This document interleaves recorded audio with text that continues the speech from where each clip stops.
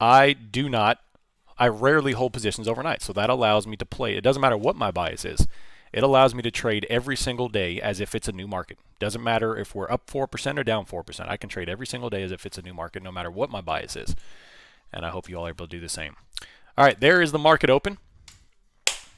We have got Amazon up at 117. We got Google at 109. We've got Microsoft way back up at 260 after topping out at 269, giggity. And we've got Apple at 152.63. The book map has got up to 4,000, 39.40, and then 39.75. So the book map looks like it's going to have its pin here just around here for the morning time, 39.75, 39.40. We've got balanced liquidity, a little bit probably favoring the upside to 39.75. And there's a nice green candle coming out of the gate.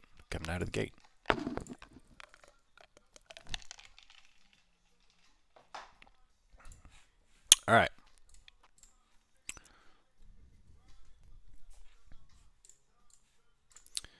Let me see how.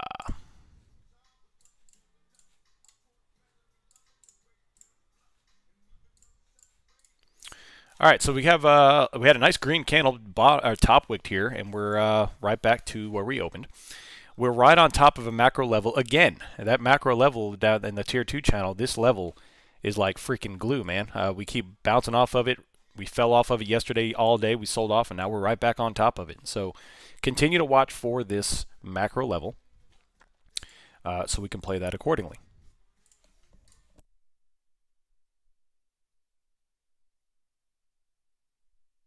I'm currently looking at July 27th contracts on SPX.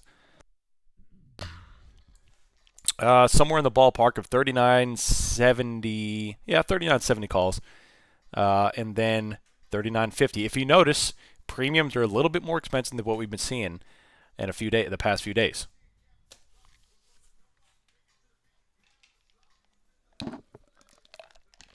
I appreciate that, Trader Jay. You're a great trader as well.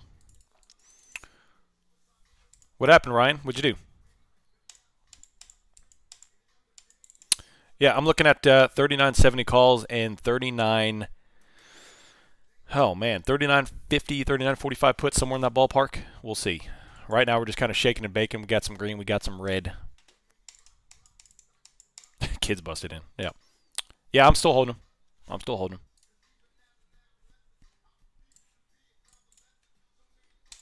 I mean, heck, they're still green. They're still very green. They're just not at 100% anymore.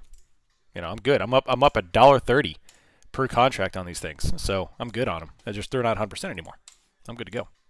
And the way I look at this is this pretty much gives me a free play. This gives me a risk buffer going into the earnings report tomorrow. So cool. I got some buffer. Yep, Oscar. Today's a great day again to kind of chill out and wait for FOMC. There's going to be so much volatility coming in for FOMC.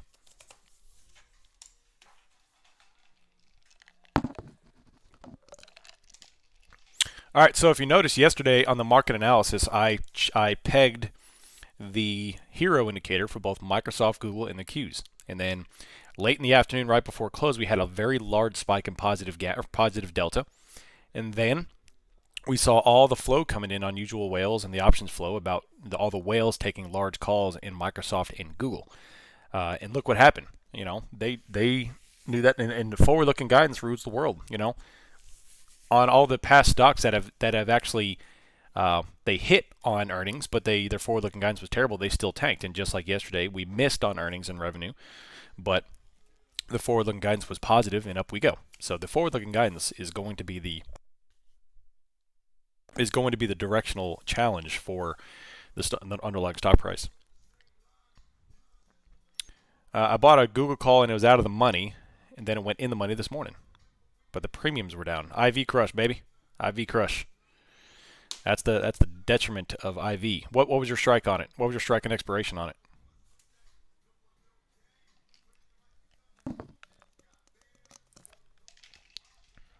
$107.5. The river. Google's currently all right. So you're $1 in the money. Stock price is up 3 point. Yeah, we didn't get a big enough move to overcome IV.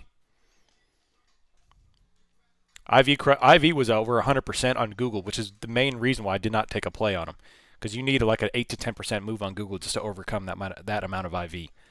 I'm telling you, earnings plays are terrible because of IV. IV right there alone is the biggest reason. So.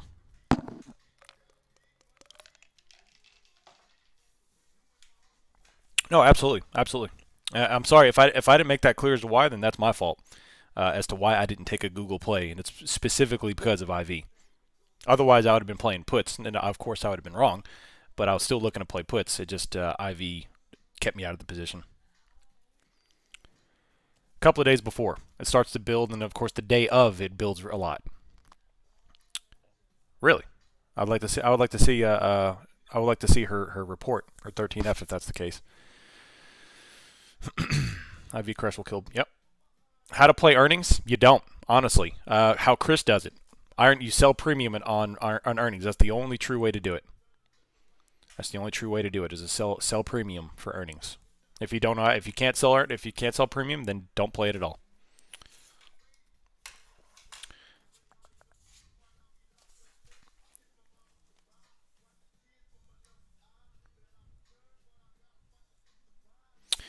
If you bought 15 minutes before the close and sold 15 minutes before the FOMC, there's a 25% return. Interesting.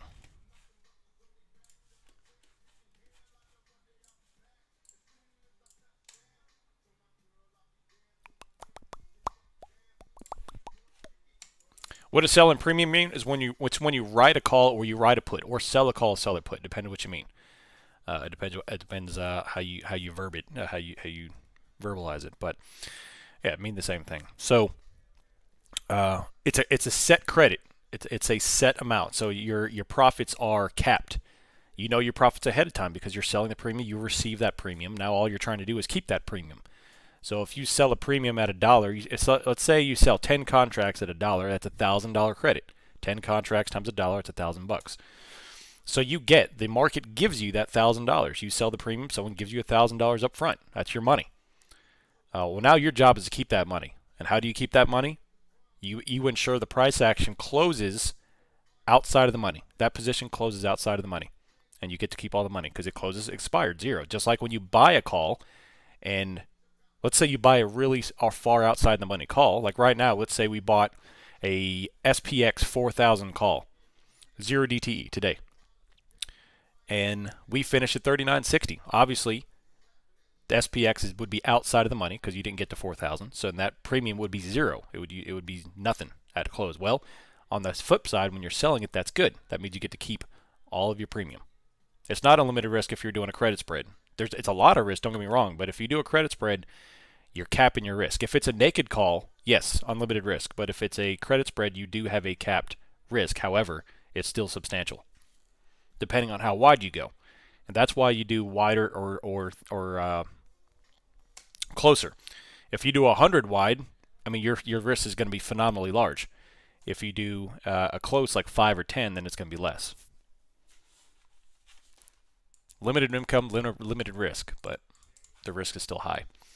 109.96 on Google. Apple once again bouncing back up 153. They were bullish yesterday. Apple V recovered yesterday, and they're still bullish today. Amazon is 117.98. They're going for yesterday's highs. Well, they took out yesterday's highs already, so they are up.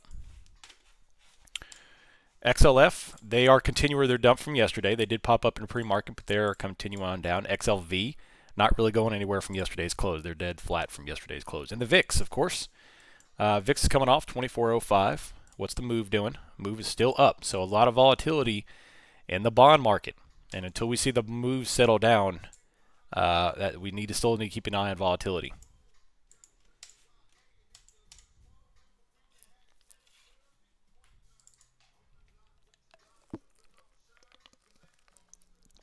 How did put premiums get elevated into today? I can't understand. What do you mean? For what position? If we haven't taken Amazon puts, would you wait for after FOMC? I probably would. Yes, Lurking Larry. I would wait. Yeah. Just because the FOMC will be a determinant for me to a point. If let's say they come out and whatever he says is like incredibly bullish, then I'll probably look at closing. However, you have to realize that if you go back and look at prior FOMCs where we rallied, the next day we sell off, or at least sometimes we've been known to sell off. So we have to figure out what the data say. What is he actually going to say? Because I don't want to exit my puts just on a short squeeze. I want to exit my puts on true bullish data. However, if you're in the Amazon puts now, you're still up big time on them. You're up. I'm up almost 50% on these things still. Well, not that quite, but a lot still. So close them. If you're not confident or you're not comfortable holding through this risk, close them. You're still up. It's still a great win, even after this little bullishness. So close them. All right, 39.65 on ES here after bouncing off 55. So a little 10-point little range here. Not much to ride home about, but hey. It is what it is. What's up, YouTube? Haven't talked to y'all today. What's going on? Yeah, plus, to wrap all that up in a bow, we have midterms this year. The midterms, the political scene throws in a lot of variables that we wouldn't normally be dealing with, like redefining the word recession. So, nice, Ninja. Well done. Bookmap has got a lot of liquidity at 39.70, 39.75, and coming on down to 39.40.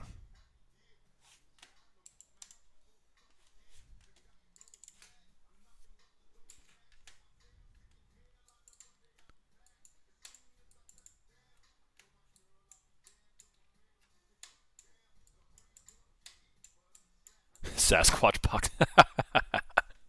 That's funny. That's funny.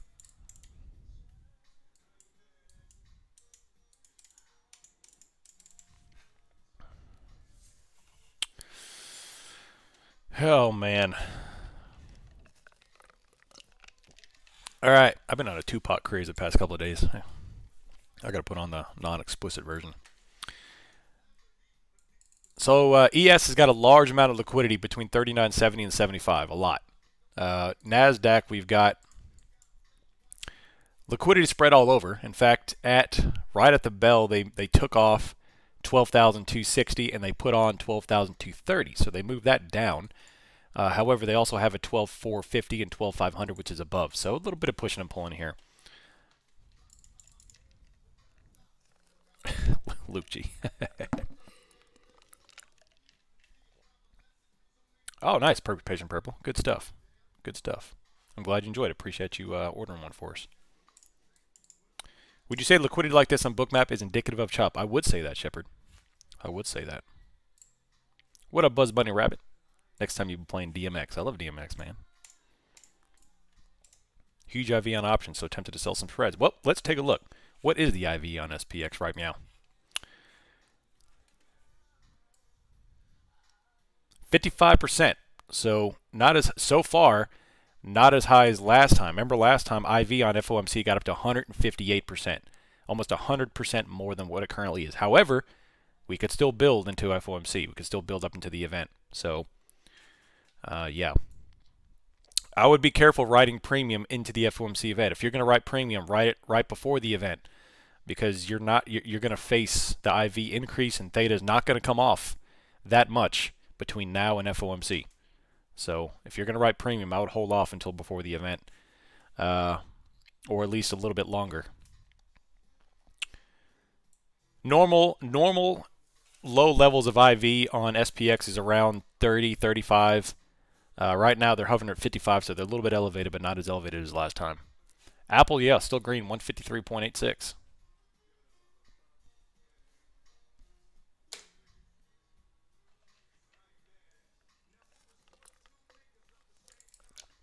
Well, what I'm saying is if you want to put on that risk, I would wait until right before the event. But yes, you're absolutely right. Putting on it right after would be the safest way to go, so you'd kind of know where things are going.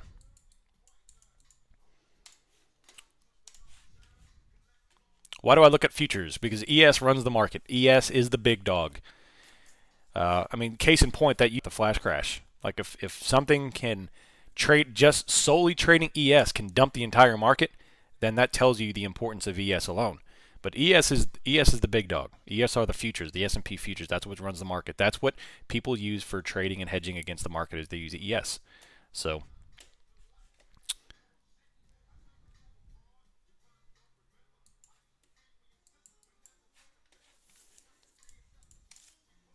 If you're expecting IV to go up, wouldn't it make sense to take a strangle or straddle to take advantage of that? No, because now you're doing double theta. Now you're looking at double theta. You're doubling the effects of theta by taking a strangle or a straddle here. So although theta is not going to come off too much because things are going to be pumping here, I still wouldn't want to be taking a play like that until right before the event. I still may put on a long strangle, but I'll be doing it right before 2:30, and I'll be putting predetermined exit orders. I'll be actually placing orders to exit out of those positions to avoid what happened last time. Last time, the strangle was a fantastic play the first 5 minutes. Then I couldn't get an exit, and there you go. All right, so we're green out of the gate. We are now up 14 points from the start. Everything is bright green except for healthcare. Healthcare is red, which is funny considering they've been the outlier bull the past couple of days. Apple's up to 154.5. Amazon is 118.4. Google's up to 111.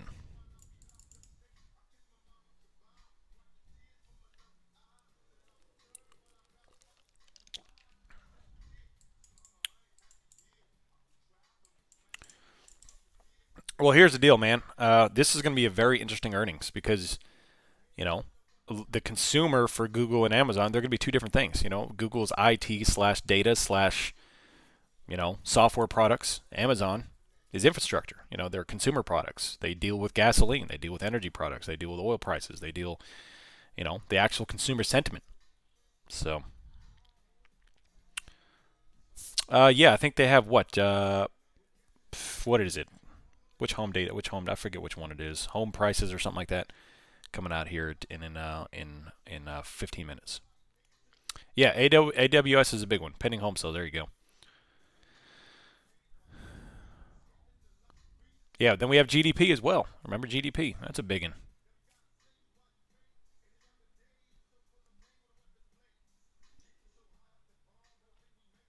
Do you think it's a good idea to write covered calls on my long-term SPY shares? That is an income-producing.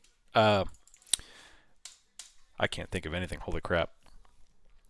Writing covered calls like this is a great way to generate income on the long term. If you've got a significant amount of shares, whether it be SPY or anything else, yeah, you can write covered calls against them.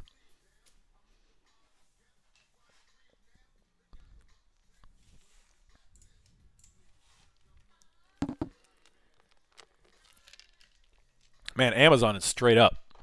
The amount of bullishness in Apple, Apple. The amount of bullishness in Apple the past couple of weeks has been phenomenal. There you go. Listen to Trader J. You know what he's talking about.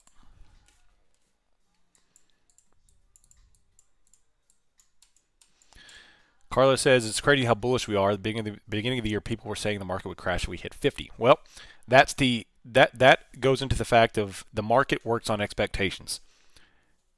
When you get that first hit, yeah, the market is going to crash or fall, and that's what would happen. We started hiking rates, and look what happened back in January and February. We fell. But now that the market's used to that stuff, they're starting to expect that stuff. The effect of it's less and less, less and less, until now we start out and come out hiking a full point. So the market does not like being caught off guard. And as long as everything's expected, status quo, everything's fine. You know, we'll have buy-ups and managed sell-offs and stuff like that until we get an unexpected data point or something happens where it tips the scales and we either, you know, the buyers say that's enough or the sellers say we're not done yet. Either one.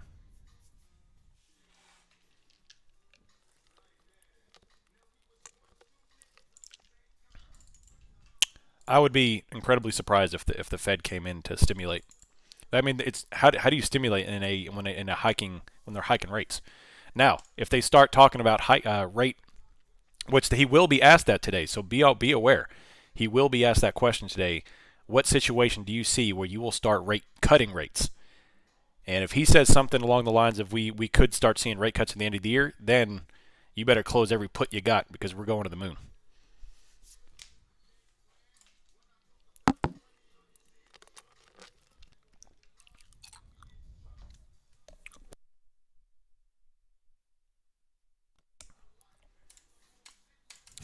Say that again. Yeah, so the for long-term aspects, people are wondering when will the Fed start cutting rates? Because right now we are hiking rates.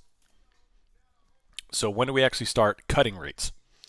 And if he says something along the lines that we're going to start cutting end of the year, or enough's enough, once we see inflation come back down, we'll cut rates, and we can anticipate that happening in like November, whatever he says. I don't know. I'm spitballing here. You'll see some incredibly bullish action, but that he will be asked that question today about rate cuts. So pay attention and listen to the press conference, and we'll be streaming it on YouTube and stuff like that. But listen to it because he will be asked that question. All right, so straight green candles out of the gate. We are rejecting R1 right now.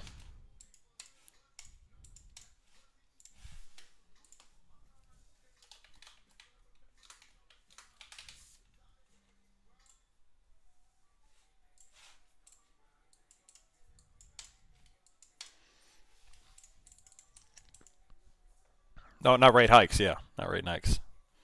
Need more coffee. I bought that. What's that coffee I bought? I bought that Death Wish coffee. It's like 300 milligrams of caffeine. Man, that stuff tastes like straight up ground cigars, but it'll get you jacked.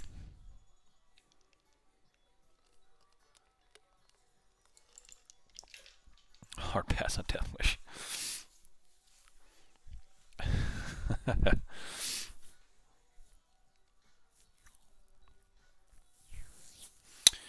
Why were calls on open today not in the play? I don't want to play the morning action here, and we're only up like 10 points. So this is not a crazy large pop, although very, a nice little pop here. But I'm just kind of chilling and seeing if we can scalp something.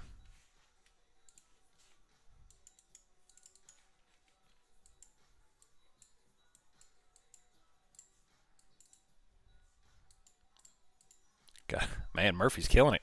Drinking Death Wish coffee black. That's trucker coffee.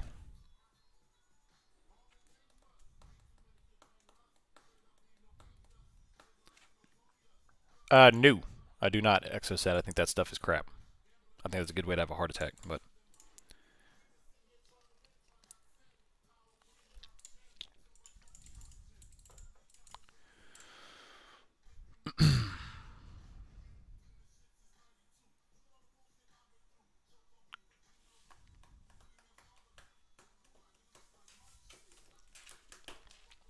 That's a good question, Jaycon. Should we long XLF if they continue to hike rates?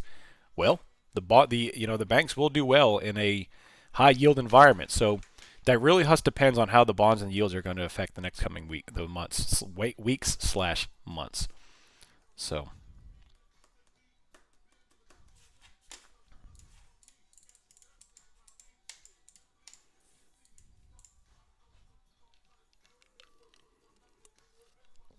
Now, X said if you were to ask me back in the 90s when that stuff was real, for sure. But now it's like, horny goat weed and, extract of some plant. Doesn't work. I wasn't being spicy there. That's actually something. There's a very high chance it ends up cutting rates towards the end of the year. Yeah.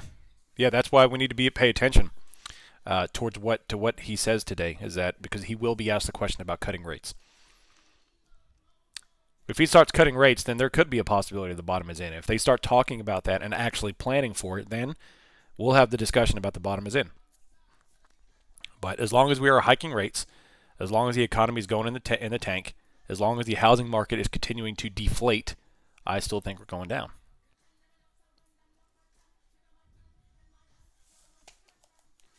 When's the next CPI? Let's take a look. That's a good question. Probably sometime mid-August, obviously. August 10th. Yep. The next CPI is August 10th.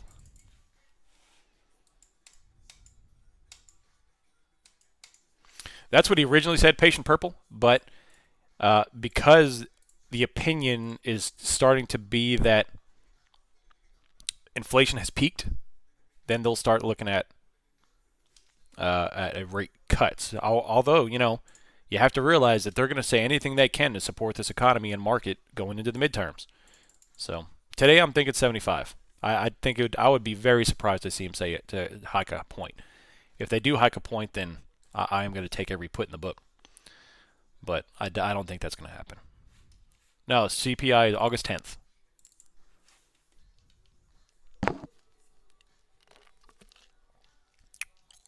Yeah, Shrewing. That's exactly right. I mean, It's just like learning anything new. You have to get used to it.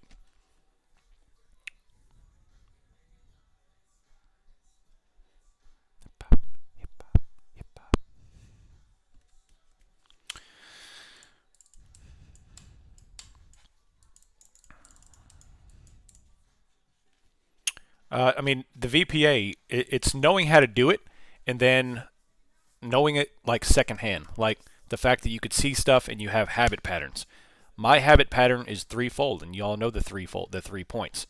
Price action, volume, follow on. Price action, volume, follow on. So when I see price action, my eyes go down to volume, and then they go to the next candle.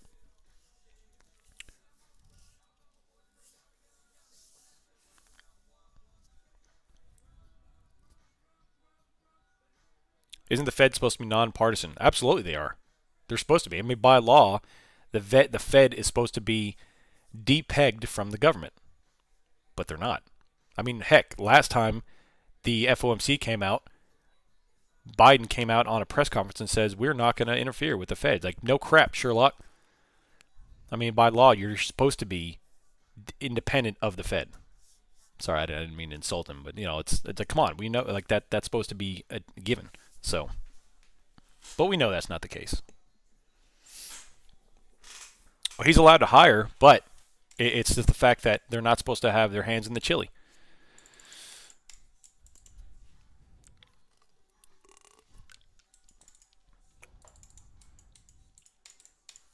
However, you know, I'm not picking on Biden. They all do that, you know. It's all the presidents. They all do that.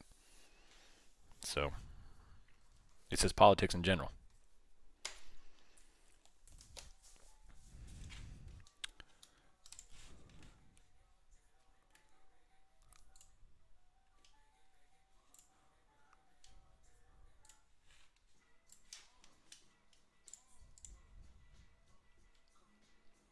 Yeah, Hero was on the money with them. Yeah, the big old spike in positive deltas.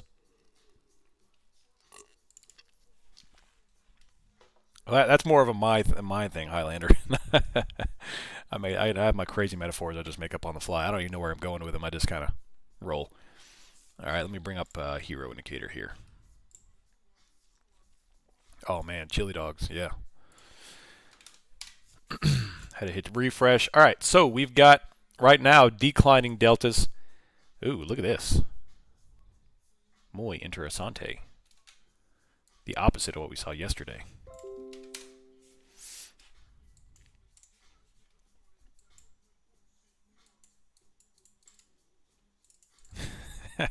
I'm using it. Yeah, look crazy. Honestly, if I'm being honest with you, Dame, I have no idea. I would probably list towards bullishness just because, I mean, here's the thing. Everybody and their mother knows 75 is coming. So what do you think is going to happen? Is it going to be sell the news because we've been bullish for the past month? Are we going to rage back up because it is in fact 75? There's no way to know. Because everybody knows we're doing 75. It's like known. You might as well freaking stamp it.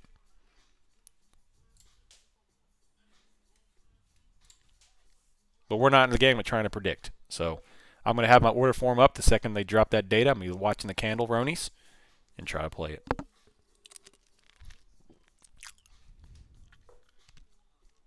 Until we get out of a catalyst-driven market, that's how we got to play it.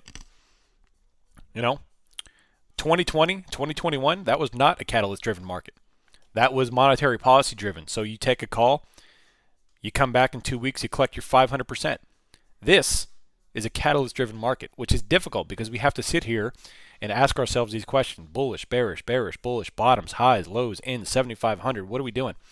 It's a bunch of nonsense. It's like chasing your tail. It's all a catalyst-driven market, and no one has any idea what's going on.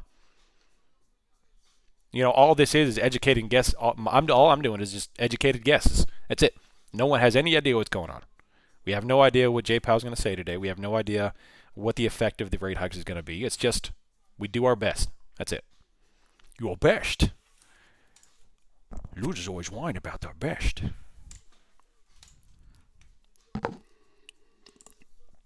Any reason to go up, it becomes undeniable. Yep.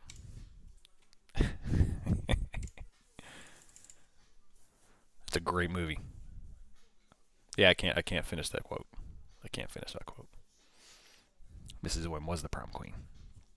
She actually was. But how long till J-Pow talks? 2 o'clock Eastern Time, 2:30 is a presser.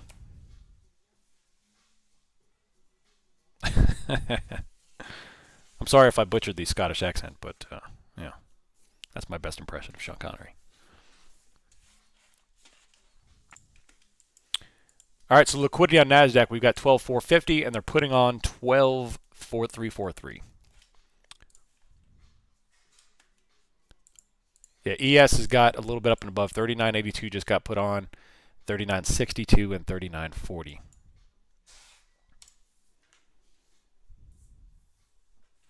Yeah, home sales data now. I bet you it's bad. I'm in one of the hottest markets in the country, and it's starting to decline. Thanks, M. John. Appreciate that. Yeah, we just rejected R1 like it's freaking money. It is money. All right, so pending home sales was bad, down 8.6%. Oof. Time to moon. Yeah. I am ready for lumber prices to go down, man. My woodworking projects have gone way down. I used to do a woodworking project all the time. But heck, man, I ain't paying no $7 for no 2x4. You out your mind. I want that $2.30 2x4.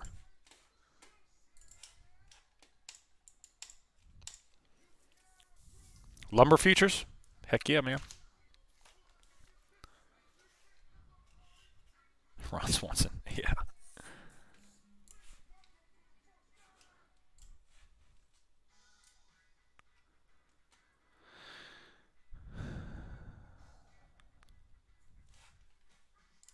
I don't know how you time to fit in woodworking as well. Weekends, really. But even then, man, you know, with juggling family and then content production, yeah, it takes a long time to make a YouTube video. You know, it's something I've had to learn, but I fit it in.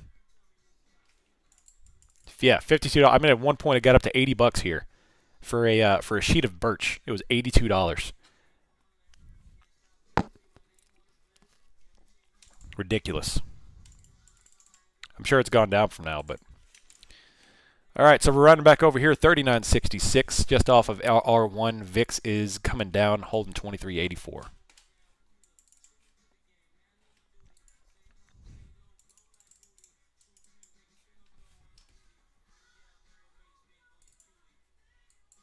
Nope, nothing yet, Biz Rider. Nothing yet.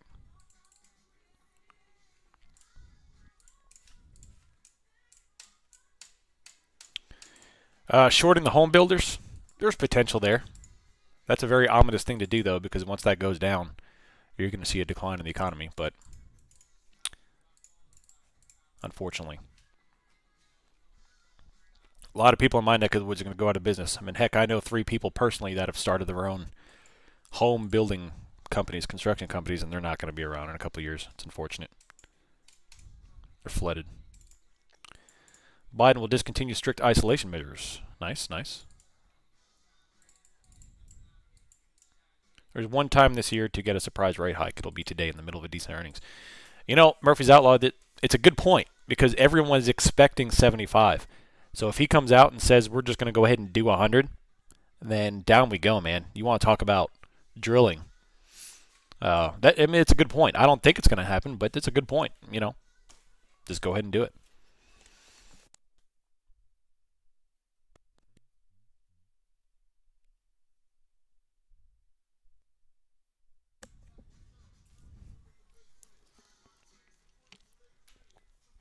Three banks said expecting 1.0.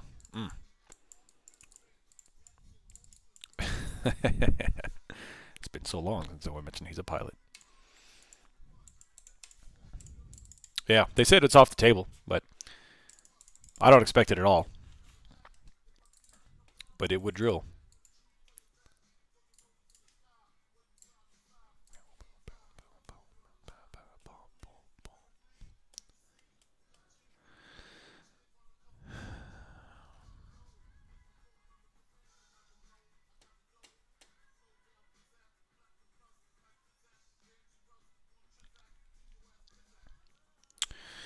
Can I ask what my game plan is for today? Absolutely.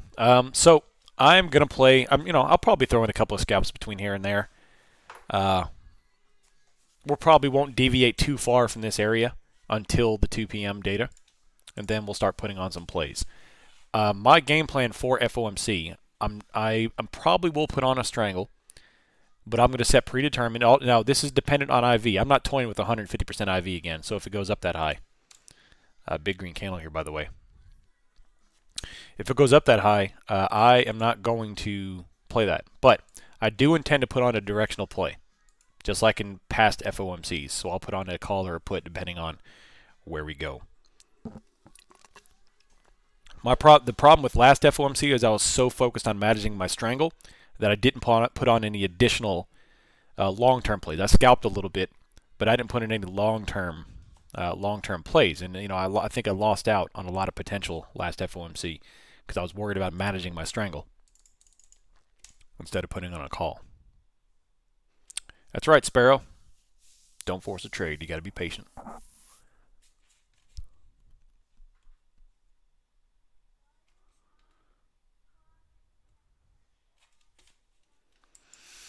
Yeah, we may have some downside, Larry. It's just I'm not going to front run it. Ooh, big red candle. I'm not going to front run it. It's too dangerous. The movement is too fast and too large to front run it, because if you're wrong, you have no time to get out. I mean, you're looking at 40, 50, 60 point candles. Last time we had a 100 point candle. It's just it's too freaking crazy to do that. All right, big red candle. That was looks like a stop loss candle. Right off of R1, 39.65.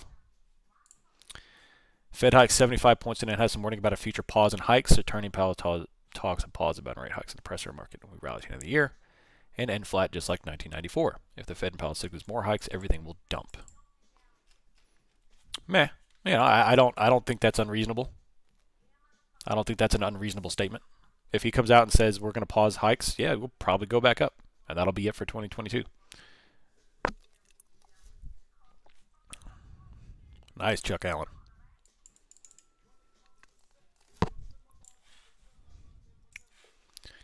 But, don't get wrapped around the axle on, holy crap, I just used corporate jargon. I hate corporate jargon.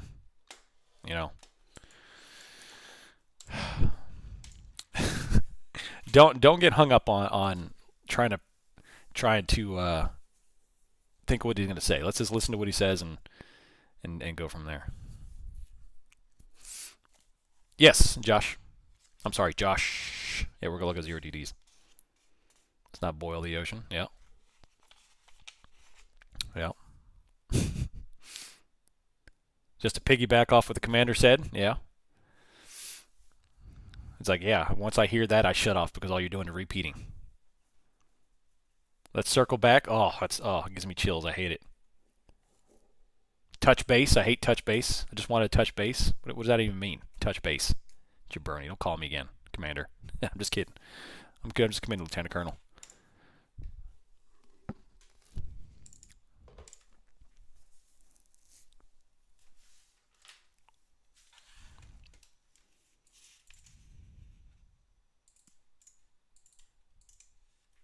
Be who of you.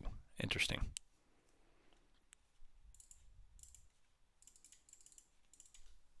Let's unpack. Circle the wagons. Oh, yeah, all that stuff. Corporate jargon, baby. You're right, Demille. Yeah. What's up, Sam King? How you doing? Cheers.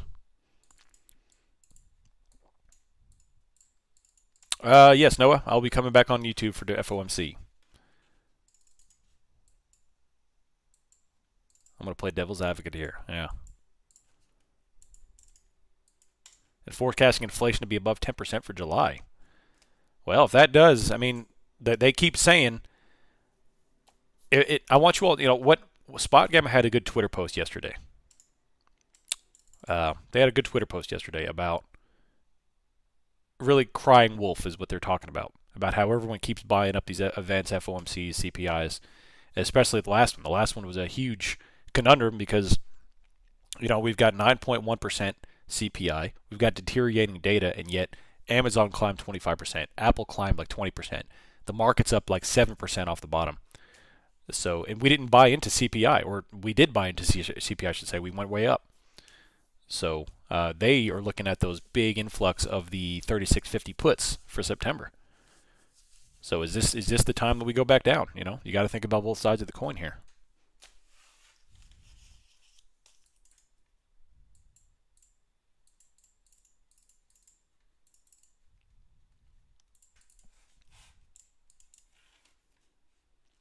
Oh, that's what she said? That's what she meant, the behoove? To be who of you? Oh my gosh, that's embarrassing. Yeah, so, 9.1 CPI, which was terrible, we never felt any ramifications from that. We went straight up because they're like, all right, well, that's priced in. That's a last month. It's past looking. Inflation's peak. So if they do come in 10%, which I don't know. Yeah.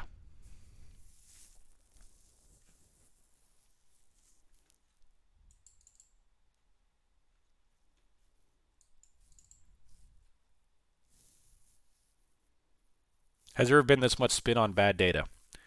Well, there's never been this much spin on any data, at least since I've been trading. This 2022 has been the most data-driven market I've ever traded. Um, so, you know, the 2 years prior to this year, 20 and 21, it was easy. Just ride the policy until they turn off the printer.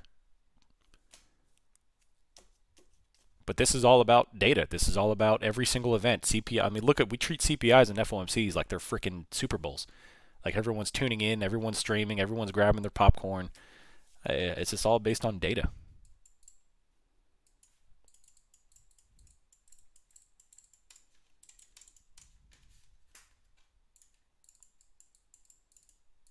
A-Firm Noah, we'll be doing 2 p.m. Eastern Time YouTube stream.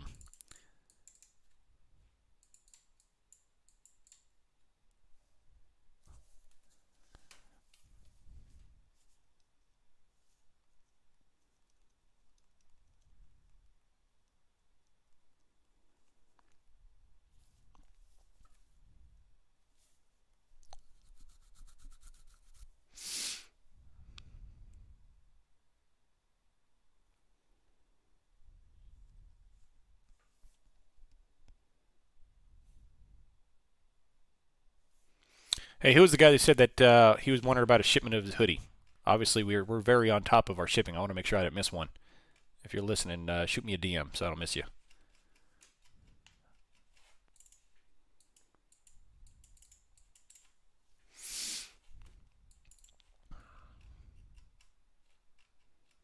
I mean, y'all know that episode in South Park where they have like the chicken, and like the chicken, they cut the head off the chicken, it runs around and lands on whatever the outcome is. Like that's literally all it is.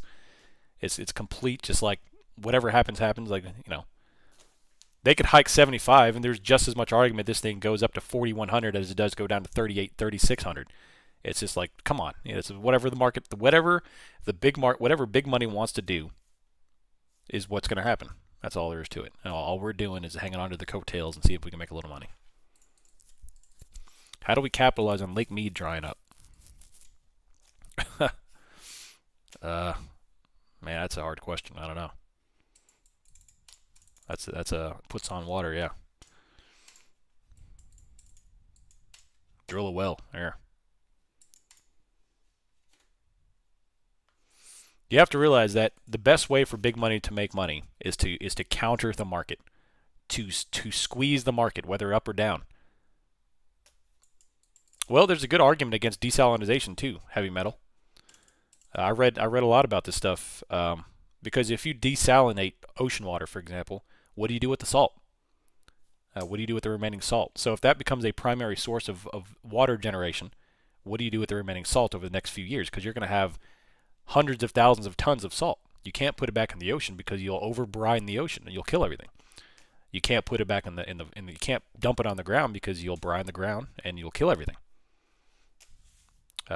You could sell it, but how much salt does the economy need?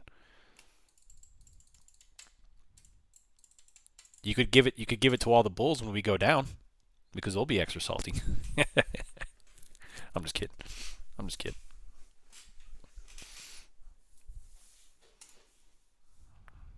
Yeah.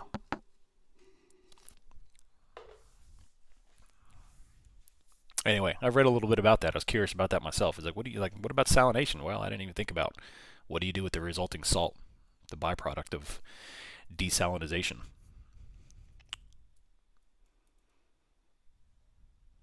Margaritas, yeah, for sure. All right, so we're hovering around here at 39.70. We had a little green, little red. Now we're just kind of pinned flat in this little 5-point range. No bueno here. No volume.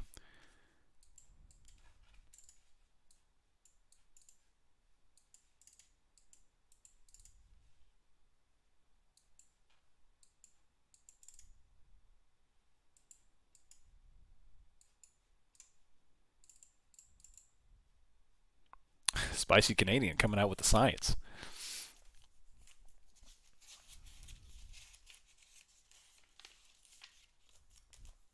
Anyway, obviously I'm not a desalinization expert. I just read like some Yahoo article like 6 years ago. So, you know.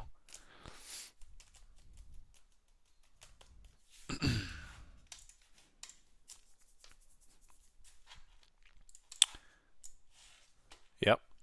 Uh, so we just put in a new high of the day. Came back up. Man, there's some big whales coming in on that too. 172 puts. Amazon, let's see, 118.2954.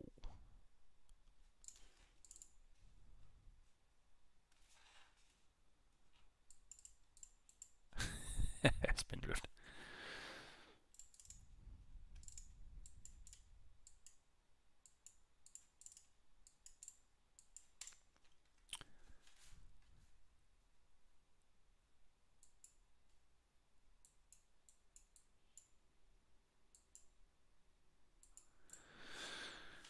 All right, so we got a little bullishness here. Apple's coming back up. Amazon just put in a new high. Google's not really climbing. They actually have a red candle. Microsoft is. So Microsoft, Apple's, and Amazon charts look identical. They're exactly the same. What's Facebook doing? They look identical too. So every chart except for Google's looks exactly the same. XLF is dropped back down a little bit.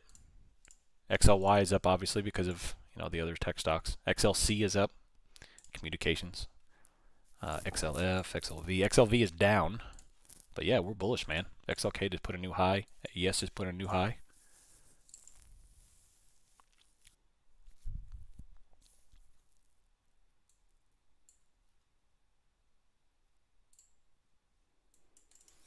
Yep, there's a big divergence. Look at that. Nasdaq's up 2.6. ES is up 1.25.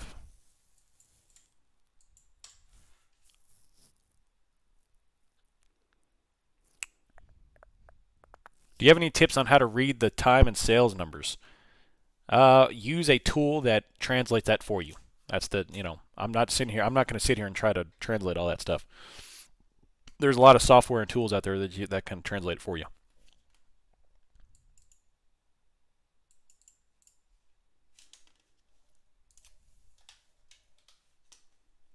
Do you mean Snap? As in like Snapchat? Clody? Yeah, premiums aren't moving because we're in a tight range. I mean, we're in a little 5-point range here. You're going to have very little premium movement with a range this tight. The volume is very low. Yeah, we're coming up on a big catalyst. Nancy Pelosi sold all 25,000 of her shares of Nvidia at an average price of 165 for a total loss of 341,000. Yeah, right. She had a rat hole. She had to report a loss to offset her wins.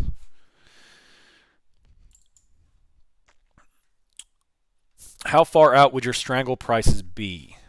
On SPX, if I were to, let's say 39.70 is where we kind of coast into for SPX, I'd be looking somewhere in the ballpark of 4,000 and 39.40, 30 up, 30 down. I'll be right back. I'm going to be back in 2 minutes.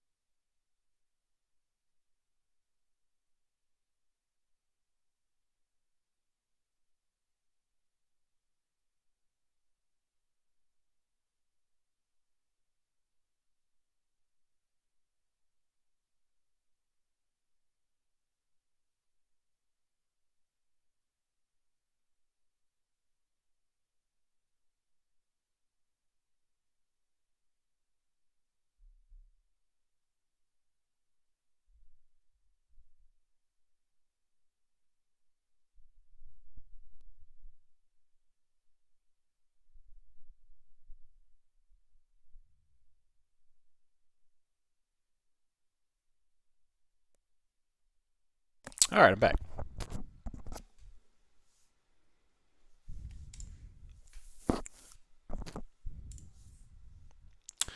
All right, 39.70, hanging out.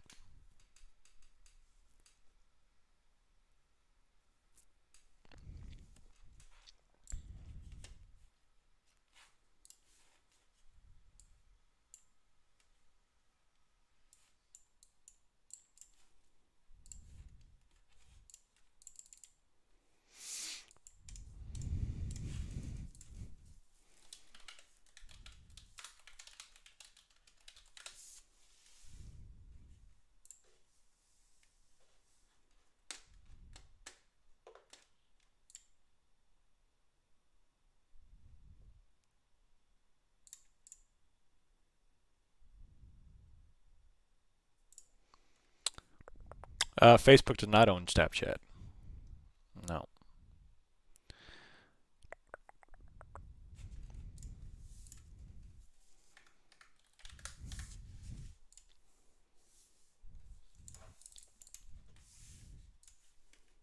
Correct. Yep.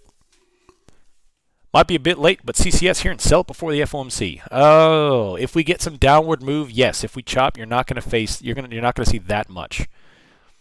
You're not going to see that much profit. Have you ever wanted to start a family restaurant? Actually, yes. Although I'd never do it. Restaurants are literally one of the hardest small business you can run, but I would never do it. Funnily enough, I'd like to call it jabronis.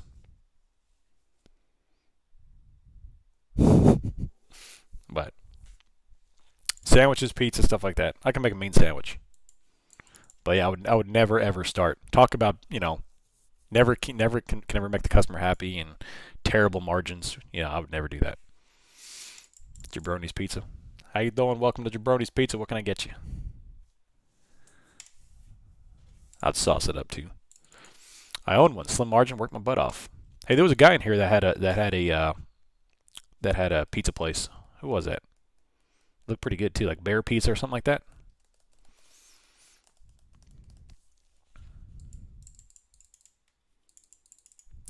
It doesn't matter what your name is.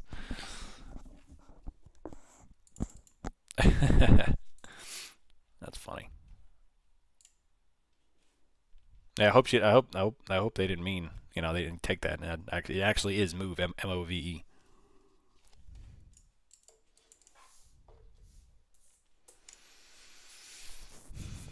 What small business would I start? If we're talking about restaurants, if I did a restaurant, it would be something simple, like a pizza place, like a brick oven pizza place. Because in the South, it's terrible. It's so hard to get good pizza. So I would do a brick fired, wood fired brick oven pizza place, or I would do a sandwich place, something easy.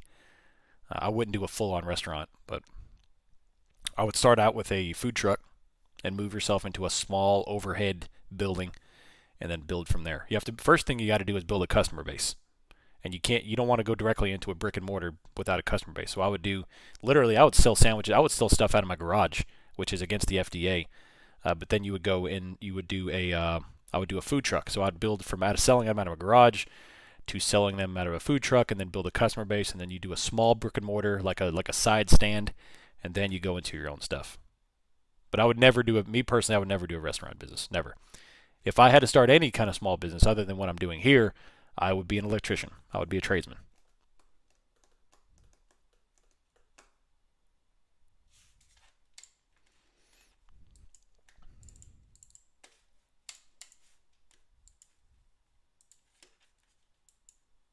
Oh man, a wood oven pizza truck. That'd be awesome. Coal-fired pizza. All right, anyway, we've got a little red coming off 39.70. Watch out, we have a little trend here. Let's see what the trend is. Approximately 39.67 would be the bottom of the trend. Google's coming off, though, and all the tech is starting to have a little bit of red creep in, but still a pretty small range so far. Aggressive rate hikes are ineffective against inflation. Look how the narrative is starting to change. Interesting. But nice dad joke. I love it.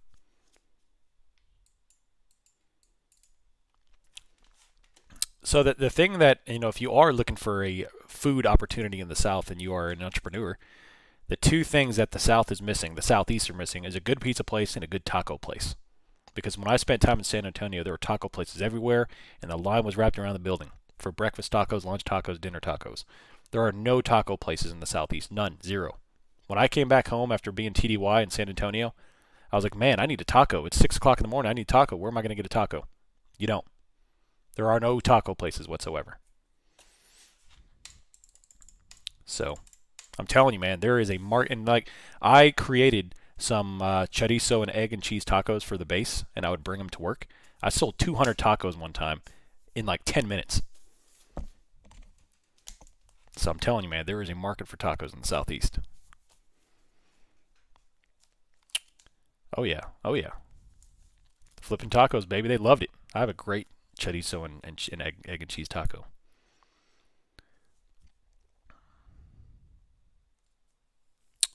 I get my chorizo from a local Mexican grocery. They make their own chorizo, and it's fantastic. It's way better than what you buy in the store.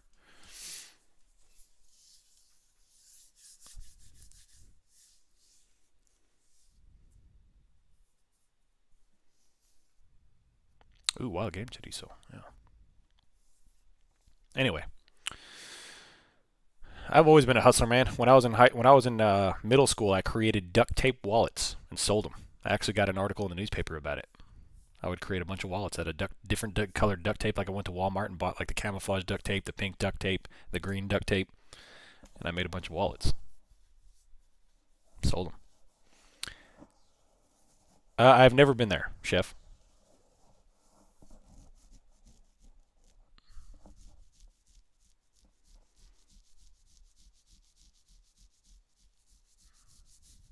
Yeah, Jimbo.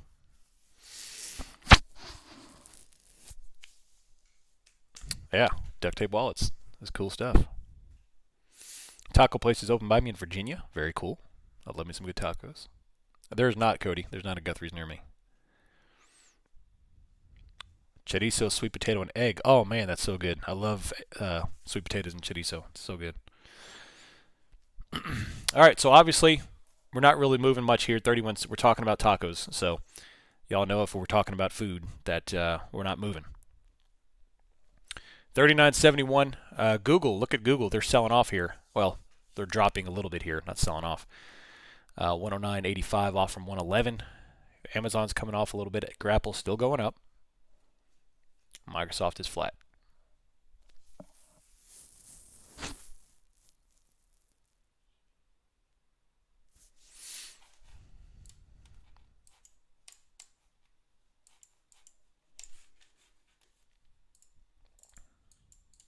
Hey, from Houston. I spent a lot of time in Houston. I actually flew out of the Houston, the guard base in Houston down there with the F-16s. And the NASA T-38s for that matter.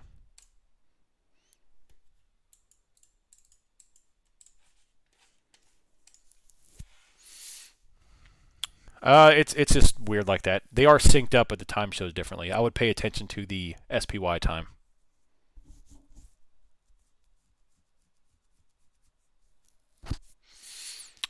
I found a very unique food place in Houston. It's a Mexican slash Chinese restaurant. I walked in. The owner is Chinese.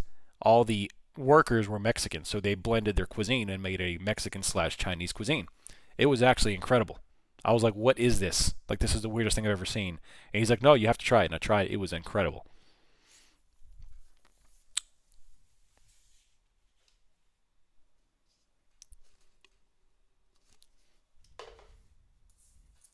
I forget what it was called. I'll try to find it.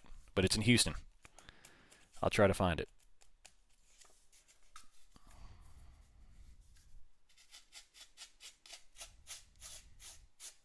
I don't know, but literally, because I asked the owner, I was like, can I talk to the owner real quick? And he's like, owner came over and he was a Chinese guy. And it was a Mexican restaurant. I was like, how did you get this cuisine? Like, he's like, well, I'm Chinese, and all the workers are Mexican, so we decided to get together and create this blended cuisine. I was like, oh man, this is unbelievable. I went back like 4 times. Oh, Mexican Korean, that'd be amazing.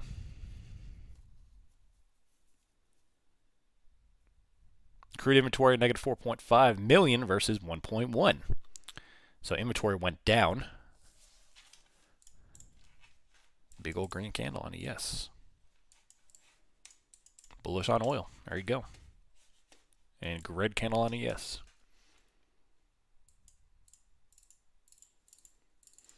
Oh, wow. I've never heard of it. Apparently that is a common thing, but that's the first time I've ever seen it. It was amazing. I love pho. Yeah, I love pho. It's amazing. We have a Vietnamese restaurant down the street that's very authentic. It's amazing. For a few minutes, can you talk about the volume and candles like you were going to scalp? Yeah. Right now, I'm not scalping. This is a pretty dang tight range. When I am scalping, I need at least a 10-point range to scalp. I'm not interested in scalping a 2-point candle because the risk, the reward is not worth the risk, and that's the whole thing here. So I need at least a 10-point range. Right now, we're chopping in a 4-point range. So if I'm scalping, I am less focused on volume and more focused on price action if I'm literally just scalping. Right now, nothing. So what I would want to do is play it, play scalps off R1, and then we last bounce off the dynamic level of 39.63. So I'd want to take calls of 39.63 and puts off of R1. But right now, in and out quickly. In and out quickly. So if we have any kind of influx of volume, we'll probably move away and increase the range a little bit. But yeah. My mom can cook some BA pho. Okay. Absolutely. I'll be back in San Antonio. I'll go back to, I'm sure in my career I'll be back in San Antonio quite a bit. So absolutely, I'll take you up on that.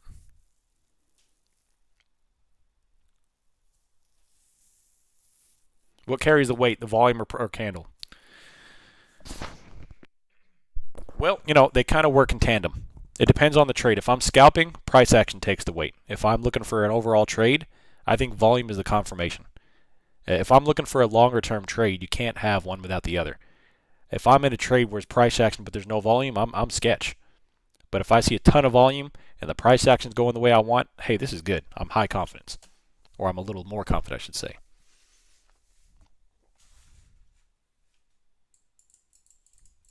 Yeah, I'll be flipping back and forth between trading brain and food brain. So yesterday on Amazon there were 16,100 strike puts at the end of the week and 16,100 strike calls purchased at the end of the week. What can you explain? What at the same time can you explain this? Well, that is assuming those were all purchased, those probably either hedges or some sort of directional play. But I'll be curious what they actually were.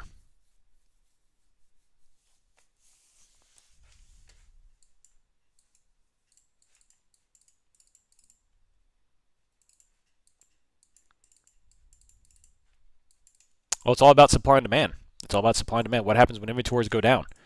We had a big green candle on CL.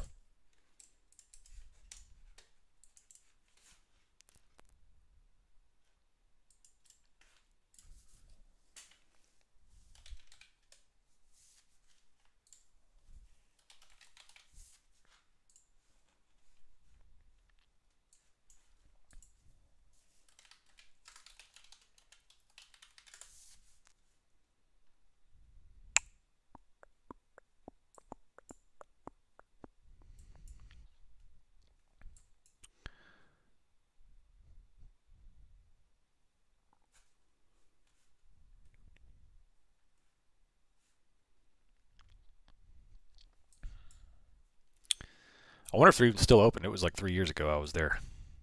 Corona might have got them.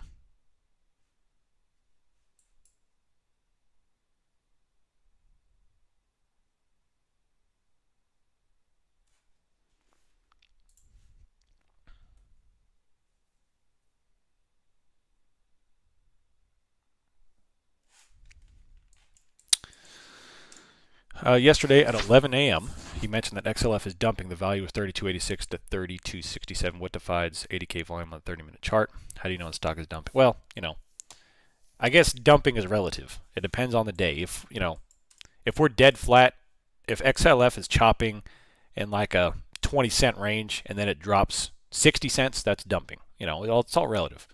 We use that term. I assume you mean 11 a.m. Eastern time. 11 a.m. Eastern would be 10 o'clock my time, which did start dumping. So that was a huge dump.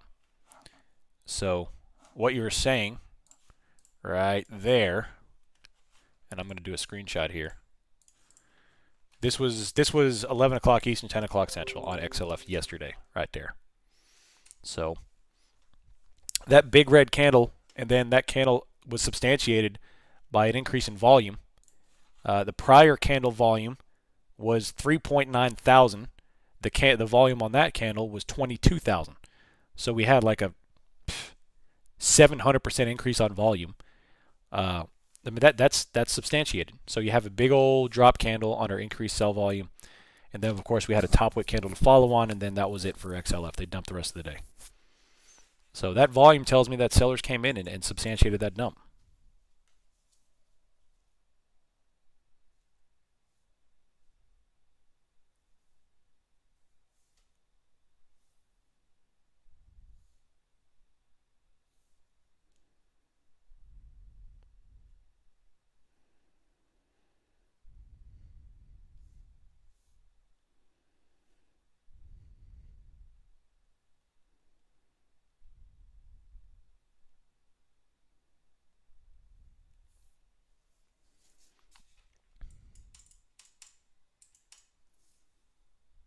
You're very welcome, Spicy. You're very welcome. Y'all have to realize, like, the only thing I'm doing here is I am analyzing price action and volume. I'm a price action volume trader, and then I throw in market awareness, and I think those three combinations are hard to beat. It's hard to beat. It allows me, as long as I'm mature enough as a trader, it allows me to remove bias, because if it doesn't matter how bearish I am. If I'm sitting here looking at strong bull volume and strong buy action here, and I see all of tech climbing and XLF start to turn up, then I'm playing calls. It's just stupid not to. So all I'm doing here is rotating between the trifecta, which is price action, volume, and market awareness. Yeah, I'm the same way. That's pretty much my exact fill-up spindrift on my Tundra.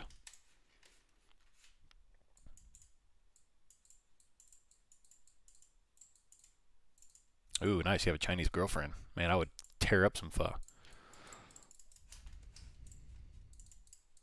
I have a southern wife, so southern wife is fried cooking and bacon. Fried pickles, fried okra, fried chicken. I don't, Zippins. I don't. Yeah, my neighbor is from southern Mississippi, so he does a lot of crayfish and shrimp and the red shrimp and stuff like that.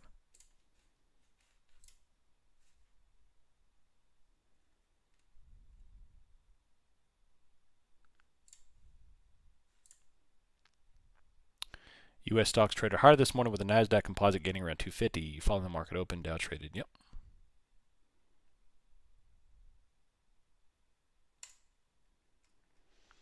Which X affect ES the most? It depends, really. You can also you can turn to the biggest weighted, which are X, K, V, F. I'm sorry, K, V, and F. But it really depends on the particular day. XLE had a larger effect. They were higher allocated. They've since removed them because they reallocate frequently. They reallocate up and down frequently, so you have to constantly check SSGA to see what the allocations are. Had the best fried pickles ever in Knoxville on Monday. That's where I went to school. Good old Knoxville.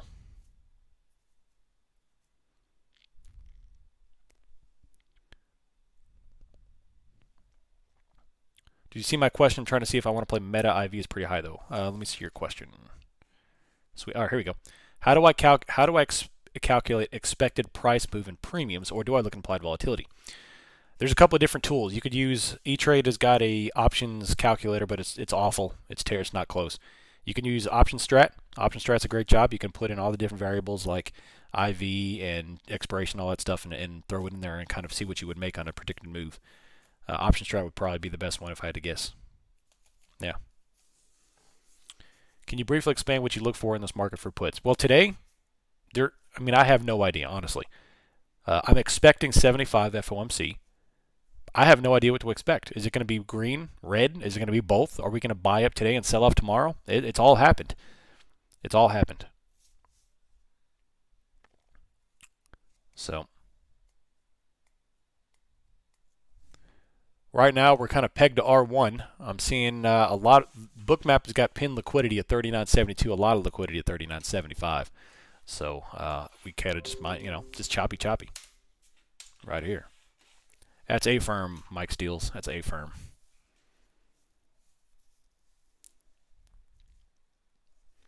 Question for IBKR: if you have zero TDOs, I'm soon. That's correct. That's correct.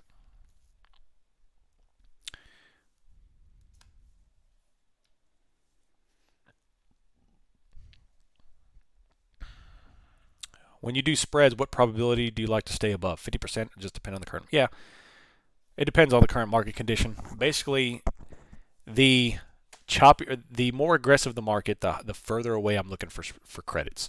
So usually I'm going for a $1.50 credit. If things are less risky, I'll go for $2, $2.50, $3 credits. But I need to have some pretty dang good assurance.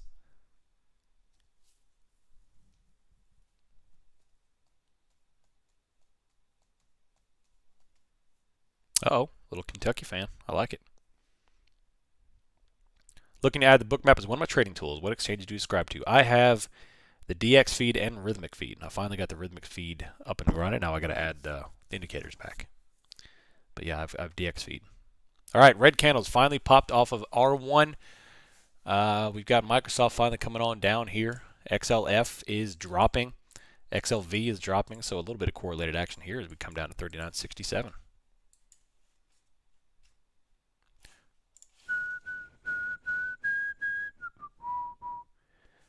All right, what do we got here?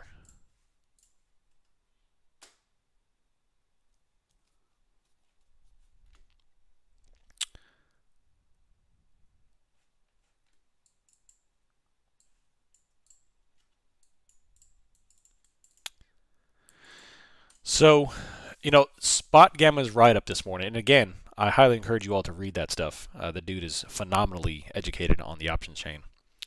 Is that the volatility has been building into today's event. And then we have carved out a defined range in the market right below 4,000. If you notice, we keep popping back into the 4,000 range, or the 39.50, 4,000 range. Today, we expect that to break. Obviously, we have a lot of volatility. Today or tomorrow, there's a tremendous amount of volatility coming in that should sustain a movement up or down through 4,000. So we're either going to extend away downwards from 4,000 or we're going to blow through it and go to 4,300. And until the next cycle starts. The next cycle goes into the next event, which is, the same old crap. The same old crap. OPEX, FOMC, CPI for August. So 4,000 is a big deal. A close today above or under 4,000. We'll look for a move tomorrow.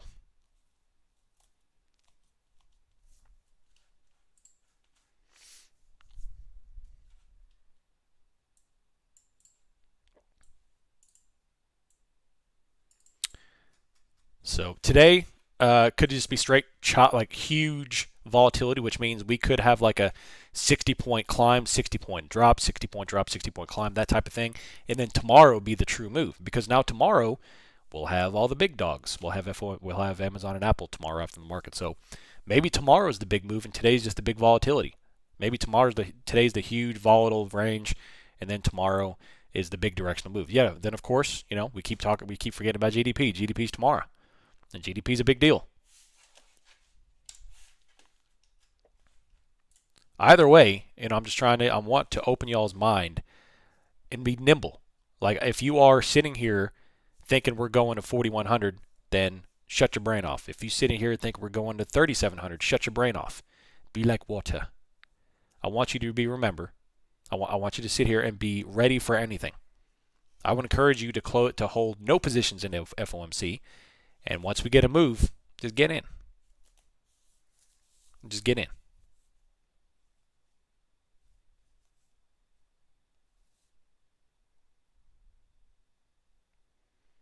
and then we'll do our best to make some money.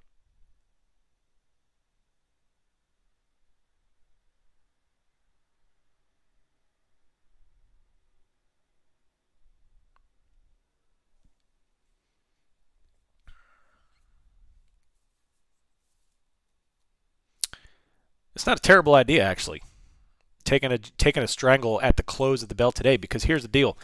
It is actually quite common for us to rage green on FOMC and then sell off the next day. So it's not a bad idea, McCampbell soup, is to take a strangle at the close of business today, and then tomorrow's GDP really moves us, because I think GDP announces what, like 8:30, somewhere in there. I'll have to find out the exact number.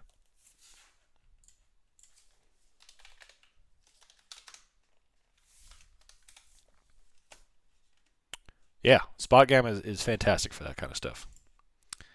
All right, let's take a look here. Next release is July 28th, 2022.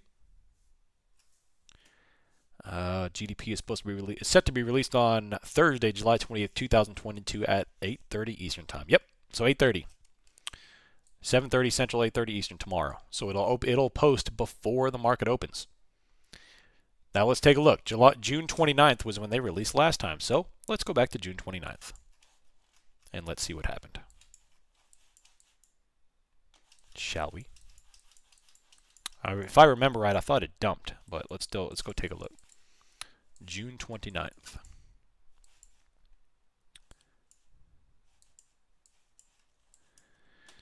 June 28th, June 29th. June 29th at 0100.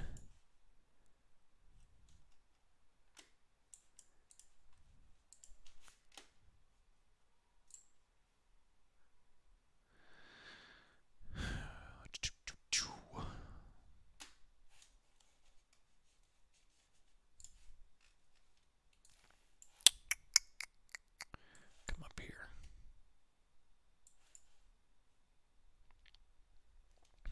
Just give me a sec here. I'm looking at something.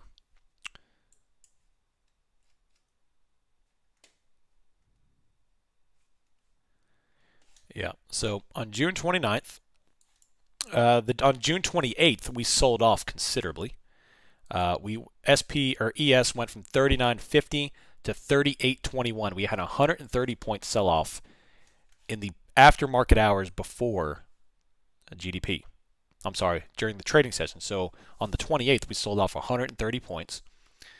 And then GDP on the June 29th came out, and we chopped the entire day. Downward trending chop. The next day, we sold off from 38.12 to 37.43. So we sold off 70 points the next day. So the day before GDP, we sold off 130 points, and then we chopped the entire day in a pretty large defined move. Don't get me wrong. A 50-point range is what we chopped in on the day of GDP. And then the next day, we sold off 70 points. But, the GDP this time around is a little bit different, because now we've got Apple and Amazon to toy with. And then, of course, today is FOMC.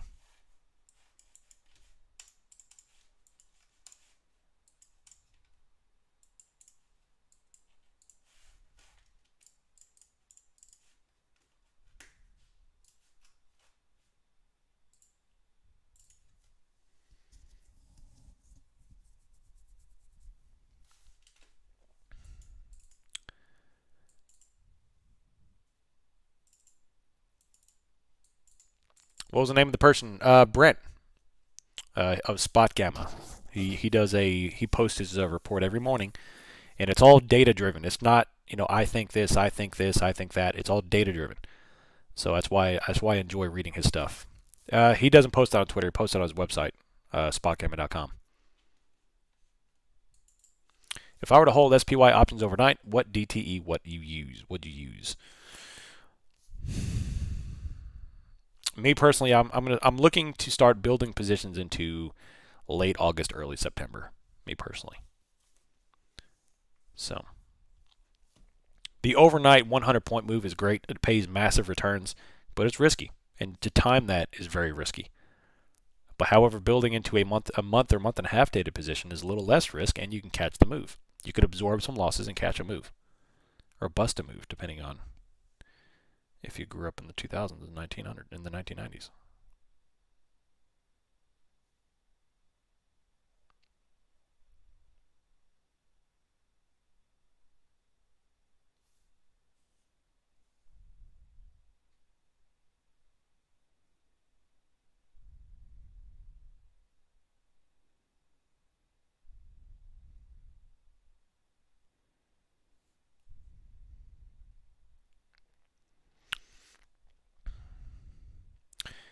Spot Gavin comes out and says that we recently highlighted that if the market puts in a low here, it would be the first time in history that it has happened without monetary or fiscal support from the Fed. So what they're saying is that if this is actually the low of the market, it would be the first time ever that a bear market has bottomed out without fiscal support from the federal government.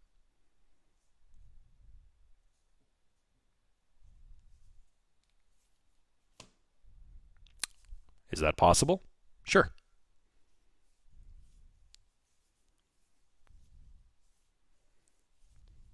Ever. So, do we know? No, we don't know. Spindrift, obviously that's we're starting to get into tin hat territory there. But I mean, absolutely.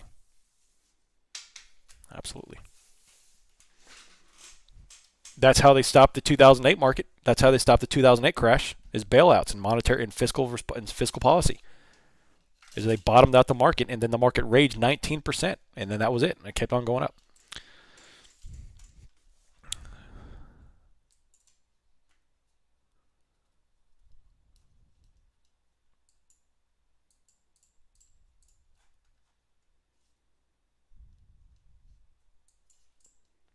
Yes, want to be day trader. Yeah.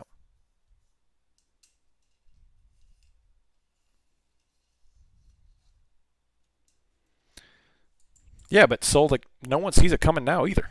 Everyone there's still a very very large bullish sentiment in this market, and the only thing I want is for everyone to be aware of the potential. I'm not saying we're absolutely going to crash, but we're sitting on a powder keg here. That's the problem. Is that the freaking government is having to come out and redefine a recession. That tells me we're in a freaking recession. So all I'm saying is that the potential for a fall is pretty great. And whether or not we do it, I have no idea. I don't have a crystal ball. But I do not want, if you're going to follow me and be a part of this community, I do not want you to be like the rest of Twitter who is saying the bottom is in, up we go, that's it, there's no more problems, because that's pretty naive. That's all I'm saying. I just want you to be aware of the potential of the catastrophe that we have built ourselves. Yeah, question everything. There you go. Professional skepticism about everything.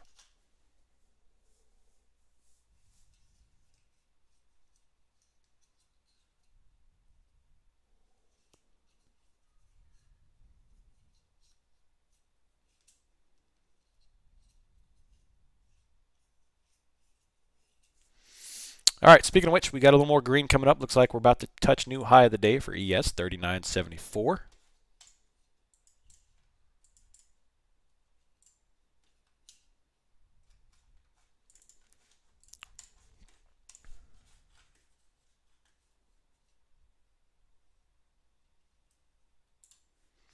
I will tell you this: every time that I've traded during a election season, like that fall, I've always told myself I'm never trading again during an election season. I did the same thing when Trump was elected, and then of course when Biden was elected, it was a little different scenario. We had, the monetary policy in 2020, but.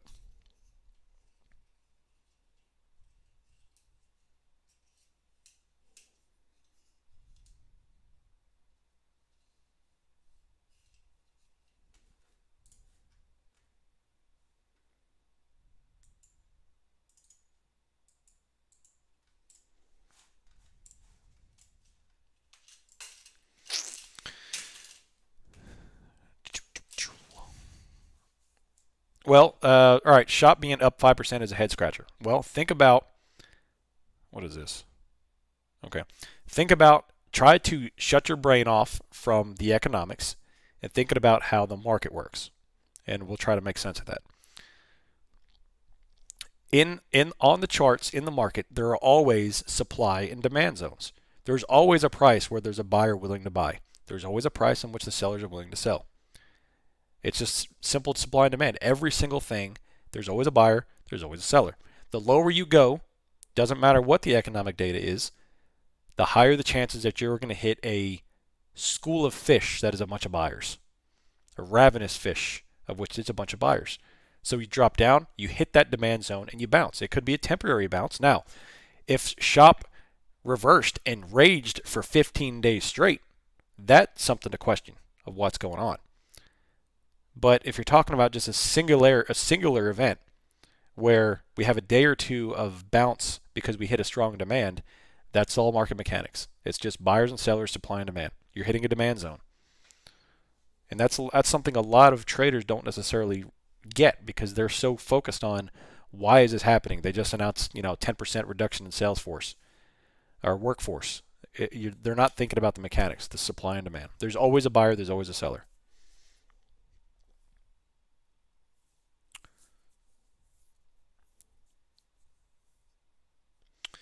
What are we listening for in the Fed meeting for bullish/bearish sentiment? Me personally, I'm going to be hearing. I've got a key word I'm going to set on my ears, and that's rate cuts, or keywords, rate cuts.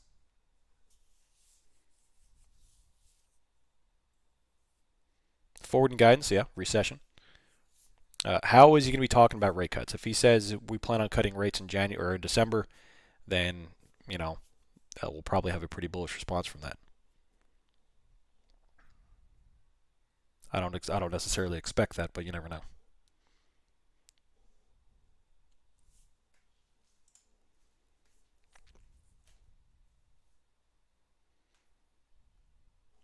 All right, so we're 39.75. We bounced off of 39.66. Just put in a new high of the day. Tech is not bullish here, so where's this coming from? This is I don't really see where this bullishness is coming from. XLY is coming up. XLC way up. Communication sector is up 2.8% today. Energy is coming up 1.41%. Energy is raging. Yeah. So we got XLC is way up. XLE is way up. XLY is way up. But yeah, we'll see if tech follows along.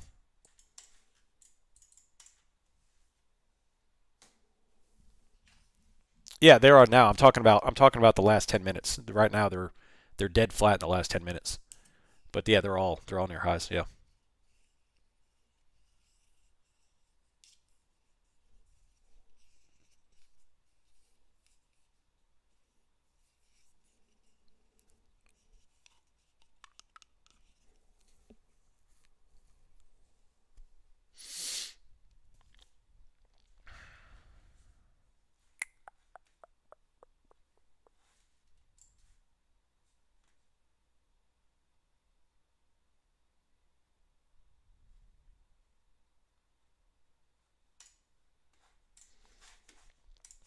All right, we're starting to pump here.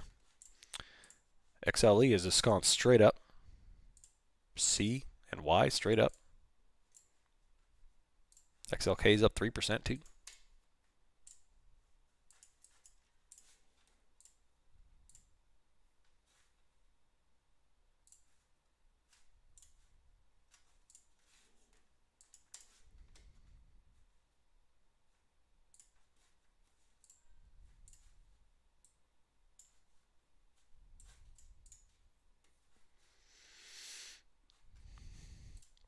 I do like that. I'll pin that. It's a great book. 39.76. We're starting to come up here. The last candle was decent buying volume. Yeah, we saw that. Crude oil came out. Does SPY look like a rising wedge to you on the 3-minute? Let's take a look.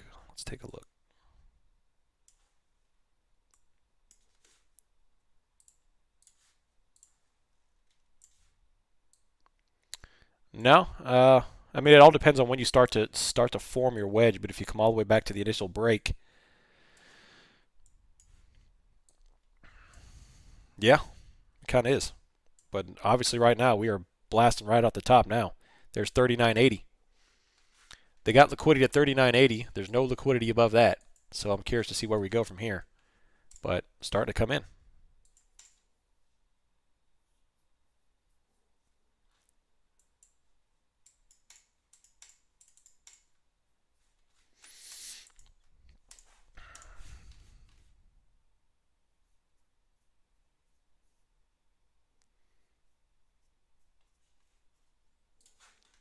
$39.80.50. It's a 14-point bounce, 13-point bounce.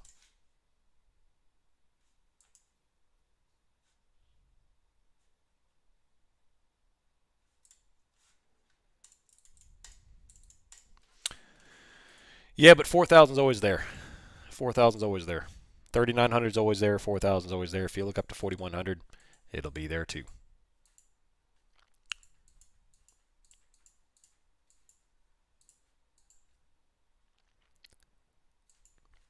39.90's got a bit. 39.70's got a bit.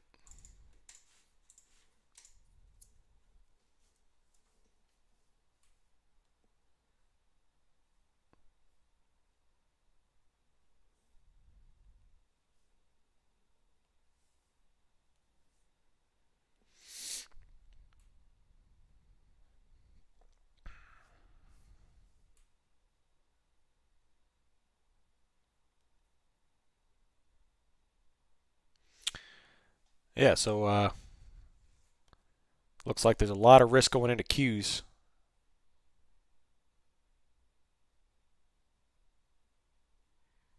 Which is interesting. I'm going to take a look at the Qs on Hero.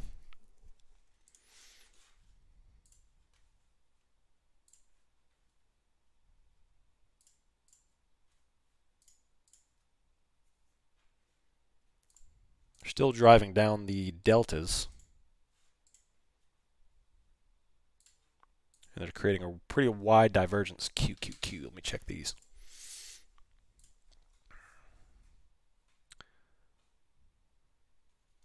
Man, even the flow on puts are starting. The delta, the foots on, the flow on the negative deltas on Qs are even popping.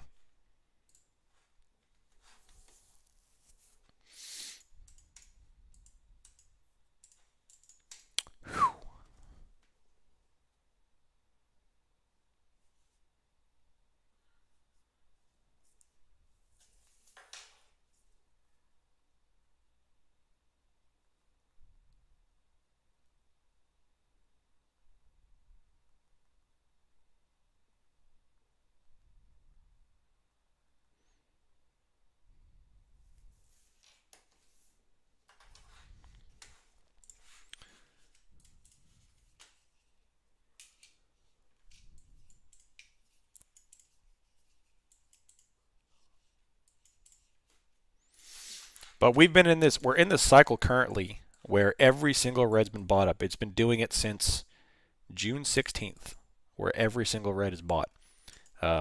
Today's a prime example. Today's a prime example. Now we're up 1.4% after a negative 1.6% day yesterday. Immediate buy up on all bulls on our bear markets. Today it does appear we're going risk on in FOMC. I mean, NASDAQ is up 2.7%. That's incredibly bullish. NASDAQ or ES is up 1.4. So all this to say, the FOMC is going to be incredibly interesting. With this risk-on environment going into what's going to happen here in about 4 hours. The delta flow on spot gamma for Qs and SPY are both listing towards negative.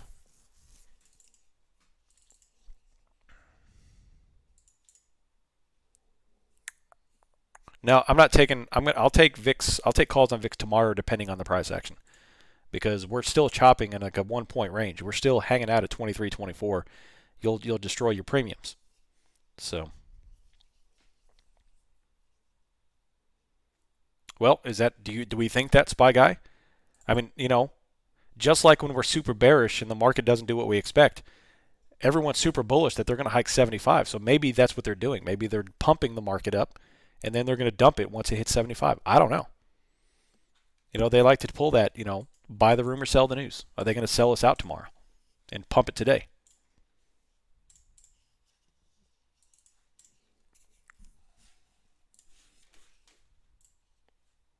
For a month and a half, for 6 weeks now, we've been buy the dip mode. Everything's being bought.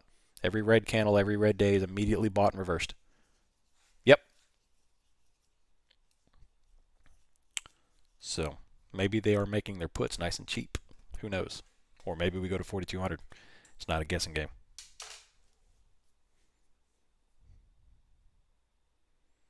Oh, man. More than that. If you can catch a move on the FOMC, I mean, you could have 1,000%er today.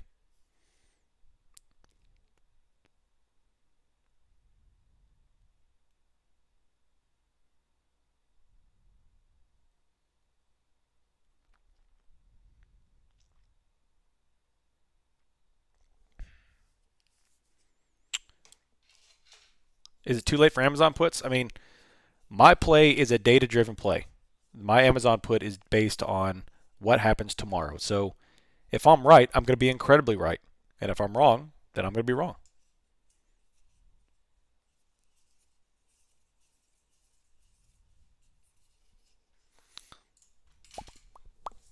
I'm just saying, remember back in, 2 weeks ago when Spindrift had a 5,000%er? It's because he took a 70 point outside the money put, and the move happened in an hour and a half, 2 hours, and he had 5,000% win. So what I'm saying is we're about to have a 100-point move in minutes, and that is where theta doesn't even come to play. You just freaking go. So if you take a 70 point outside the money position and it goes in the money, and in 15 minutes you'll have a pretty significant win. That's what I'm saying. Now, granted, that needs to be risk managed with position sizing. Like I wouldn't mind putting 1 or 2 contracts on that. I wouldn't put even a 1% position size on that. But it's a good way to turn a couple $100 into a couple $1,000 if that happens. All I'm saying is that if you're going to play those type of plays, today's the day to do it. Because today we have a guaranteed volatility event coming. I don't know which direction, but we're going to have volatility. So take advantage. This is the time to take advantage. Not on a normal day. Hey, a little rejection of 39.81.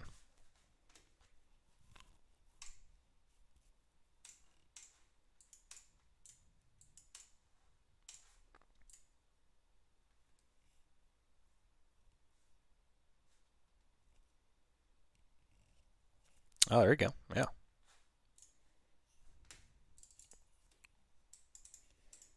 Yeah. The VIX still ain't moving. That's the name of the game. The past month, the VIX just ain't moving. Same old thing. That's why I've kind of shelved my idea for calls on the VIX, because it ain't moving.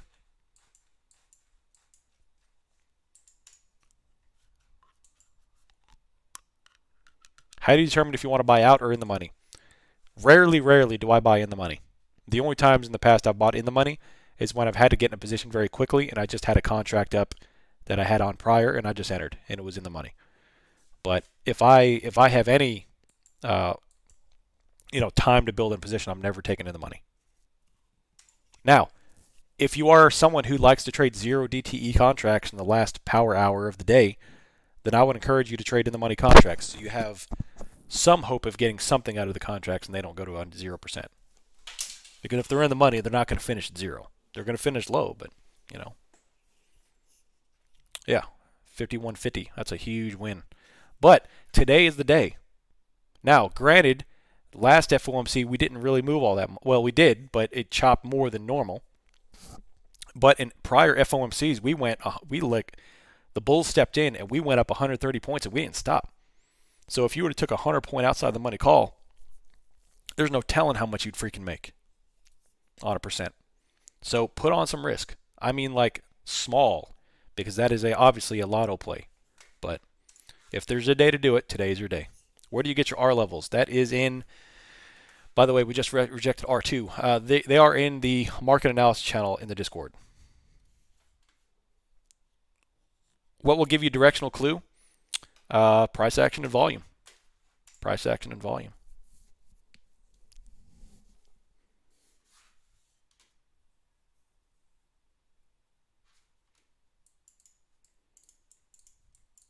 Or in the other way around, if we come into the FOMC at 39.70 and you take a 3900 put right after the data and it goes in the money, you're going to get paid, son or daughter.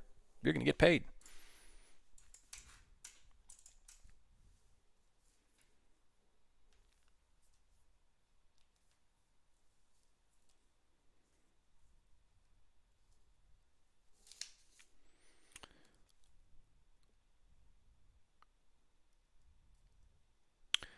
Well, Brian, that in theory, yes, that's great. But if we chop, then you're gonna get smoked. Now you will take advantage of some IV building, but yeah.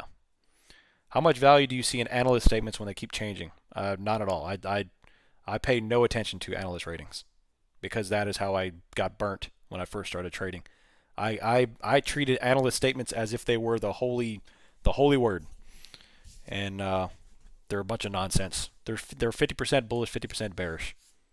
I mean, when you start to see ratings on Tesla at 3,000, and then you see Tesla's on rating at 200, I mean, it's like what? I mean, come on, it's a bunch of nonsense.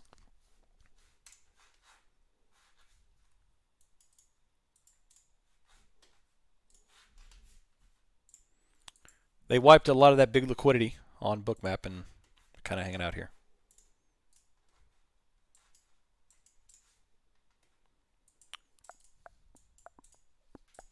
Nice, Volps. Second day sub, first day green in weeks. Beautiful. Beautiful. What do I think is Morningstar ratings? Again, I mean, I don't really pay attention to them, just because it's so officially, it's just so manipulated, man. I like to do my own due diligence, and it kind of reinforces your bias. Anything that starts to put a bias in my mind, I'm very skeptical of. I hate it because every time that I'm super like gung ho, I usually get burnt. I mean, even running the server, every time I'm gung ho puts, like I'm no matter what, I'm taking puts out of the gate, puts, it goes green.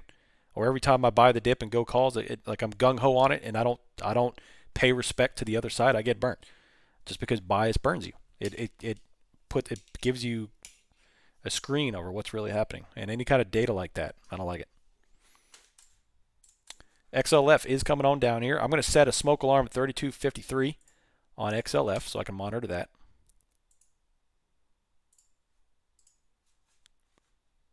Yeah, I know. Thanks, Trading View.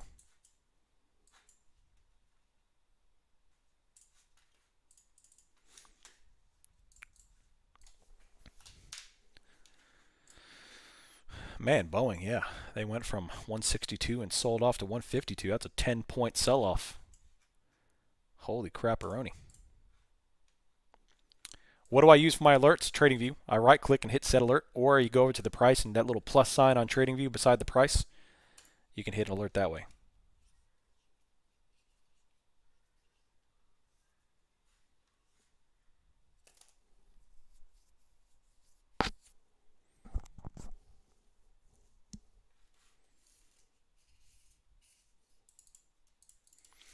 I came on here just to tell you to watch Dynamite levels. Oh, nice, Tristan. Thank you. Yeah, the levels definitely changed my system. It made me a much better trader, so I'm very happy that y'all get value out of those. How many alerts do I set? I only set alerts on items I cannot actively track. Right now, I'm not actively tracking XLF because I'm tracking all the other tech and the VIX and the Nasdaq. So I set alerts. So if I start getting pinged, I flip over to XLF and I see what's going on. I use Bookmap to help. Bookmap greatly helps me on my exits and directionality. So if I'm in a trade, I'm watching Bookmap to see where do I need to exit this trade. Do I need to hold this trade for a trend, or do I need to scalp this trade?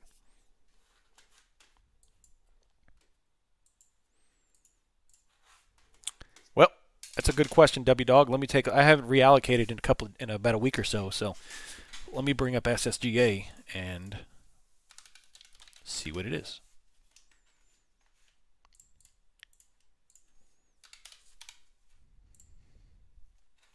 Holdings. All right. Yep. You're definitely right. Okay. So Apple is top dog, Microsoft is second, Amazon is third, Tesla's fourth. So Tesla is now fourth now. Amazon, Tesla, then Google, then Berkshire, which I don't pay attention to. United Healthcare is there under Google, and then Johnson & Johnson, and then NVIDIA. So you're absolutely right. Let's put NVIDIA. Add symbol, NVIDIA. And they are under Johnson & Johnson. And then I'm going to leave Meta on there just because I want to monitor them.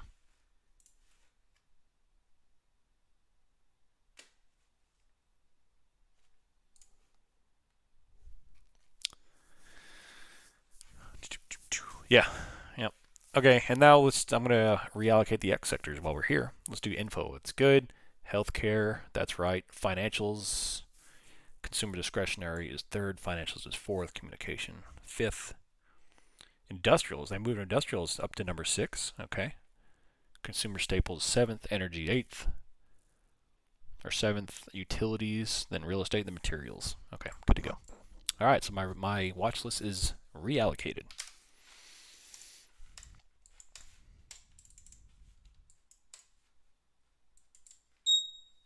XLF still dropping. You heard that alarm go off? So that tells me I'm going over to XLF now. Big red candle at XLF. Now I'm going to set an alarm on 3250. If XLF breaches 3250, then we're probably going to have a little bit of a drop, or at least a hold up, I say. But another rejection of R2. I don't right now, Cyrus. Our rate talks today from the Fed. Yes, JPAL will be talking about rates, rate hikes, rate cuts, all that stuff. They just put on a massive level at 39.81. Nice, W Dog. Appreciate it.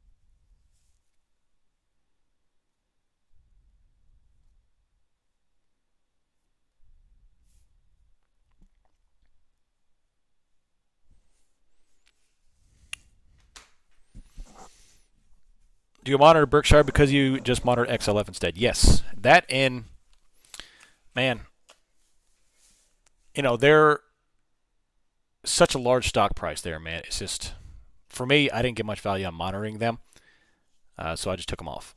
There's not a lot of movement in the price, and it moves pretty quickly when it does, so I don't monitor them. I might as well just rename that to Warren Buffett's brain. So, yeah, exactly, Stephen. Exactly.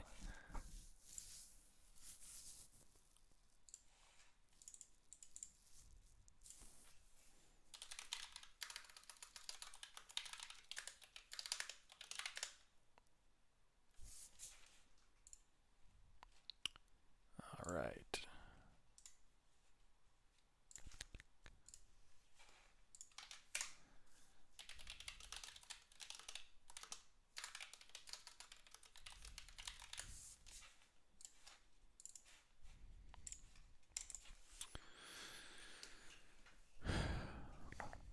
Now we're kind of hanging out 39.76.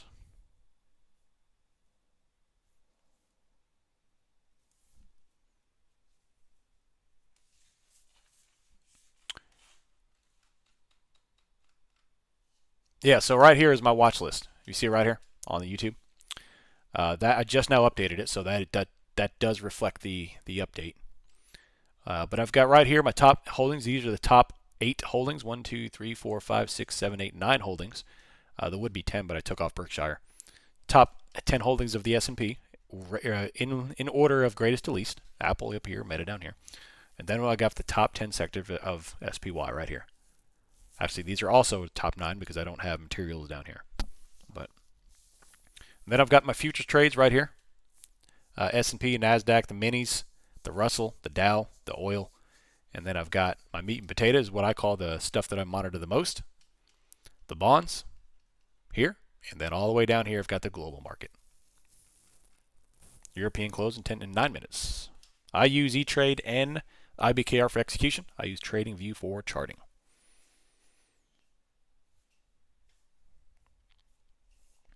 So.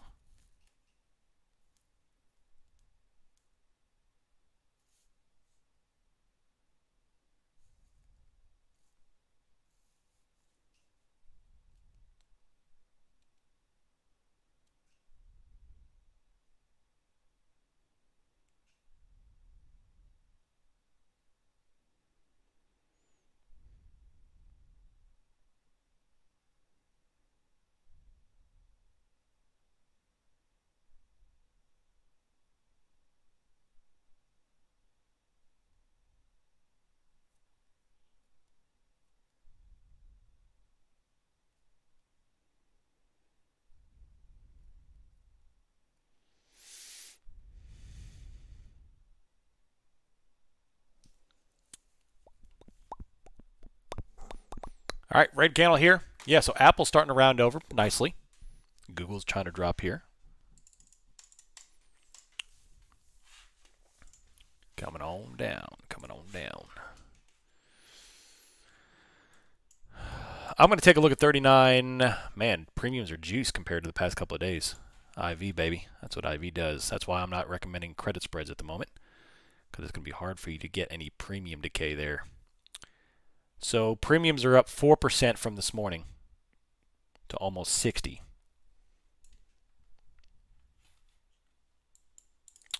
I am, yes, just so I can eat some lunch, stretch my legs. I don't like standing here at the computer all day. And then I'll hop back on a few minutes early, and we will stream together on YouTube as well for the FOMC coming up.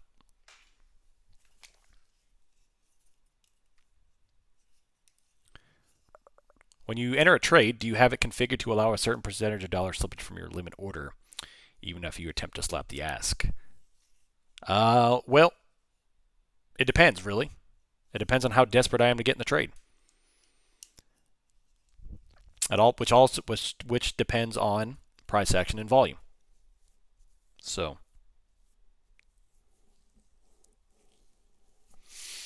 if I really want to get in a trade, I'll slap the ask and get in. But I don't have any slippage now. No, nothing yet. I'm just kind of hanging out. But we'll make up for it. We'll make up for it in about 3 hours, 3.5 hours. I don't know. Yesterday I marked the candle that I left on, and I came back to right at almost the exact same price. And so we'll see how the lunch indicator works today.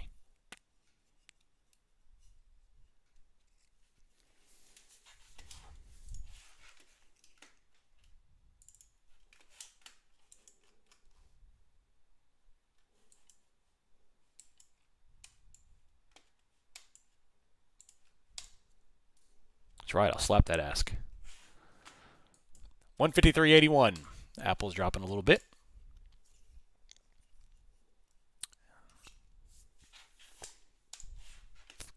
July 27th. Y'all have gutter brains. 39.65. I'm not used to seeing premiums this high, man. Premiums are juice compared to what we've been seeing.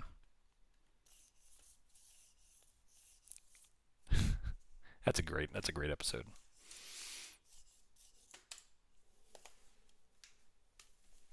I said ask.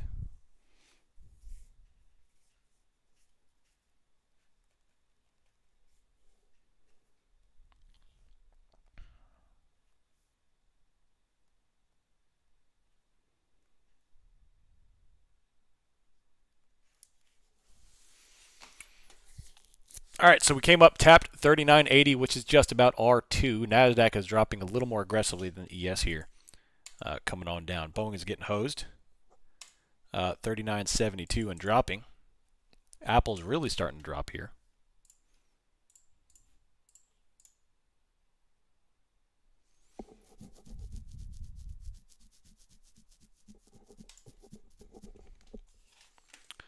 $39.72.50.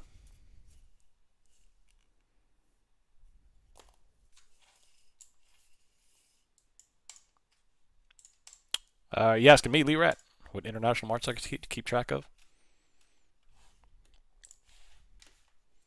I monitor the German markets, the European markets, and the Hang Seng market. I think that's how you say it. Hang Seng.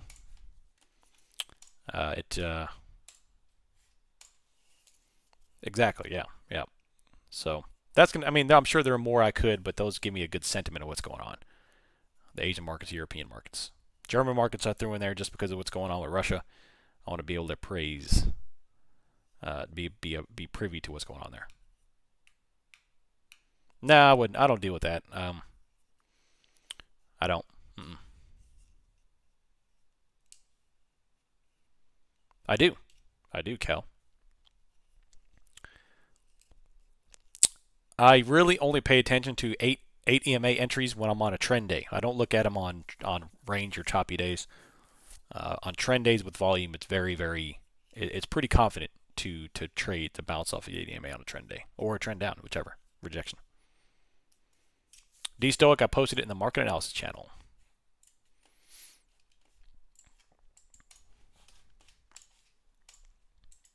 No, for sure.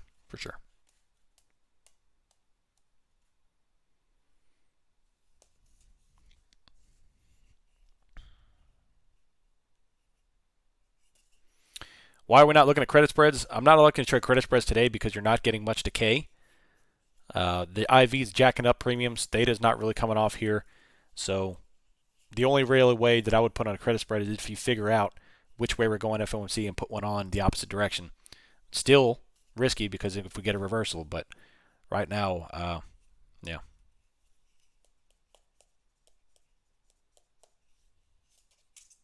I've traded XLF options before. I don't do it very often.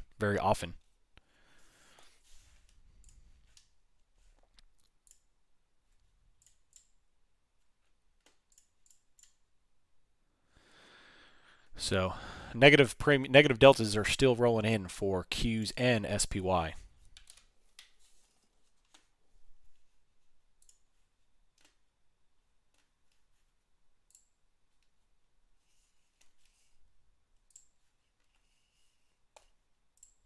Sweet.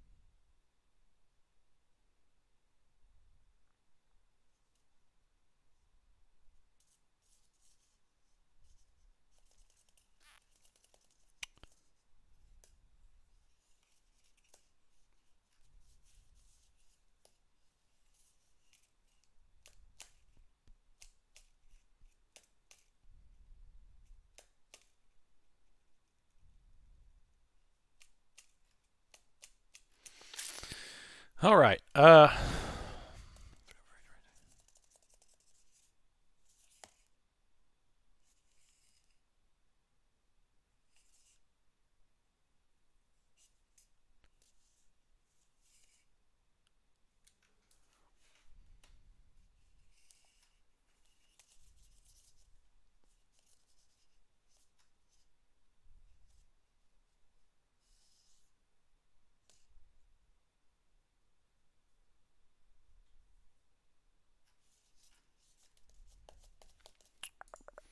All right.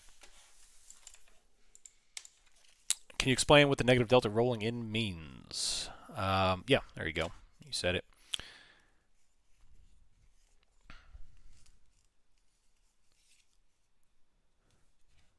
Free mind. What we got? What are y'all talking about?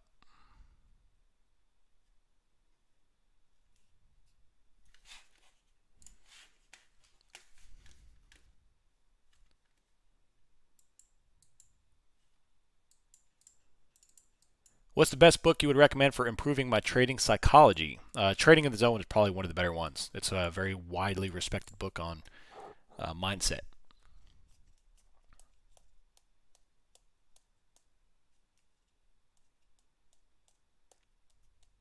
How do you use volume when price action is so choppy? You really don't. All I'm doing is monitoring volume to see if we have any kind of indication we're either going to rocket or reverse and come on back down. But right now, with just like yesterday, if you look overall, here, let me see if I can show this to you on YouTube so everyone can see it. I'm going to flip over to ES here for a sec. So if you look yesterday, here's the volume on yesterday. You see the spikes on ES. They're sell spikes. So that's why overall yesterday was a pretty bearish day. And I'm going to mark the market close. So here's market close. So this is the trading session. In between the white lines are the trading session. These times are in Central Time because I'm in Central Time. Alt V right there. All right, so that's the market hour. That's the market hour right there. So you see how, the theme for the day was down, and we had sell volume spikes there, here. I mean, you kind of look. All these spikes right there are sell. There. And we went down.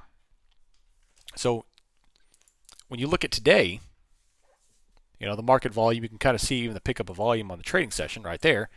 Look at the spikes today. The spikes today are bull spikes. This one. We have some selling in here, but the trend is up, and every time there is an influx of volume, it's to the buy side.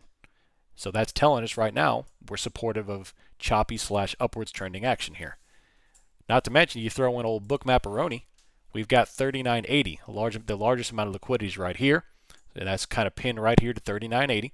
We've got my SR levels on SPY, which we show an indicated strength of R2, which is indicative of what we're seeing in the market. So I have a lot of correlated data that's telling us slightly bullish up to 39.80. And then we'll see how the market wants to adjust once we deal with 39.80. So, but now I'm monitoring flow to the upside.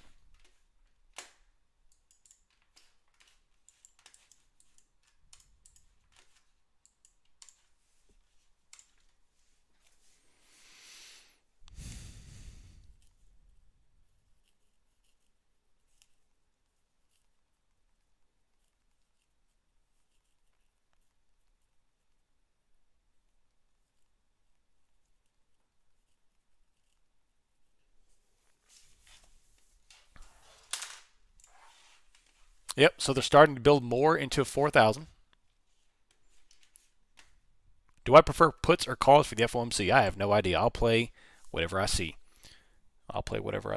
I've made some killer money waiting until the FOMC posts and then put on a play.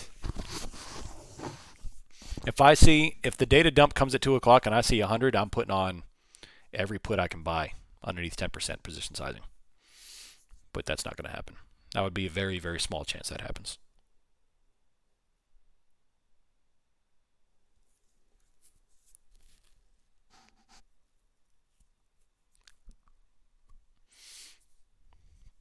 All right, so the UK market is now closed. It is 11:35 Eastern, and it's just us. Will I have Wagyu steak for the weekend? No, but I'll probably have fillets. I'll go down to my old local butcher and grab me some fillets, and if they have any more elk steak, some elk steak.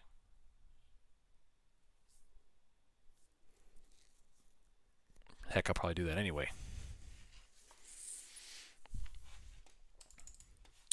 I got a bunch. Appreciate it, though. I do love me some venison.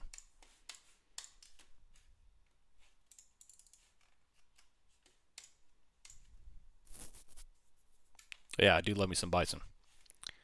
In fact, my favorite dish, I don't eat very much in Vail because the Vail food pretty much sucks. But one of my favorite things to buy in Vail is bison chili. It's actually quite delicious. Although the restaurant's not there anymore. It was the restaurant on top of the mountain. And it is now just a bar.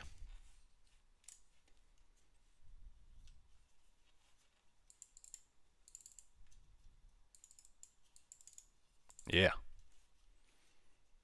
What made me decide to start doing YouTube? I didn't decide.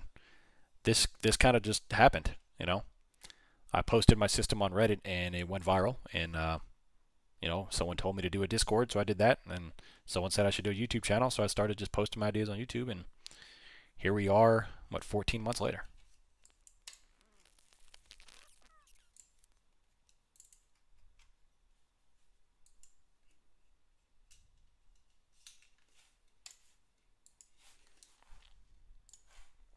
No, you are absolutely right. My long-term charts are showing us right at the top of a downward channel. Now, I've got 3 different channels pinned on my chart. I've got one from starting back a year ago. I've got the yearly chart, my yearly trend. I've got my 6-month trend, and I've got my 3-month trend. So I behoove you or I behoove you to focus on multi-time frame trends. Don't get locked in to just one trend on a long-term evolution. So I've got one that starts in July, one that starts in December, and one that starts in April. And the one that starts in April now is showing us we are rejecting the top of that trend, or at least pinning up against it. We rejected it yesterday, now we're right back on top of it, of this downward trend. If we fail, then the trend would bring us somewhere in the ballpark of mid 3400s if we fail this. And we've been failing the top of this there since back in April. Exactly. Well, that's the thing. There's a whole bunch of zeros. There's a whole bunch of bearish and bullish indicators. I think it is zeros, trader. Yeah, because it's actually I don't want to speculate. I don't know. All I know is that it's current flow. I couldn't tell you if it's zeros. I'll have to look into it. I'll ask him. That's a good question. I do utilize gaps. Dojis, I do pay attention to doji candles, yeah.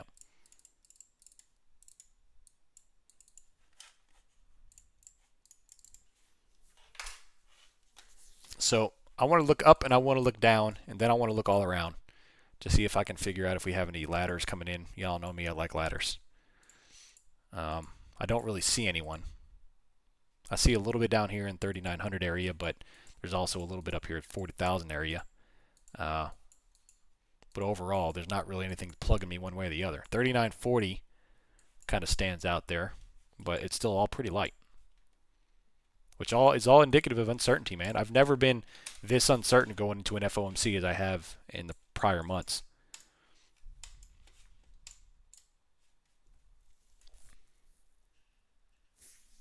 I have 3 credit cards I need to pay off first. About 15K, should have it paid off in 4 months. Beautiful. Beautiful. It's a smart move.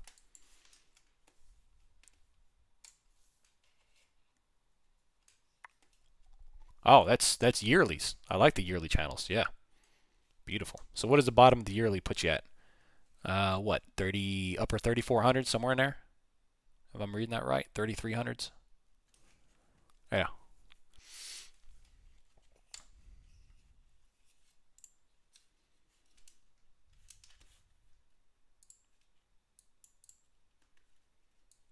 I don't have a video on just a technical setup of TradingView. If that's something that people would want to see, I don't mind doing that. Yeah, price action is definitely king, for sure. I just had a odd craving for a homemade pizza on my uni. I might have to fire up some dough this weekend.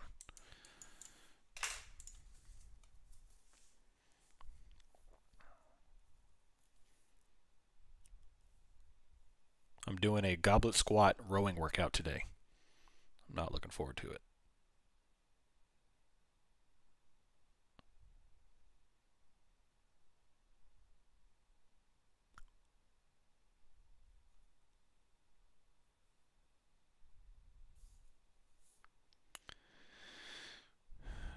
What does this say?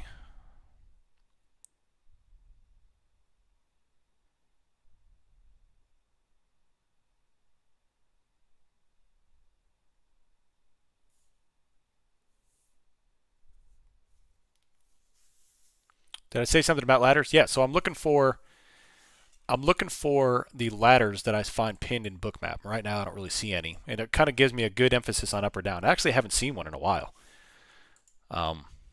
And what it is, like every 5 or 10 points, there's a significant amount of liquidity. For like a 70-point range, every 5 points, bam, bam, like a ladder, like rungs on a ladder. There's liquidity pointed, and it's a high confidence directional trade. And I'd love to see them, but right now I don't really see it. So, you know,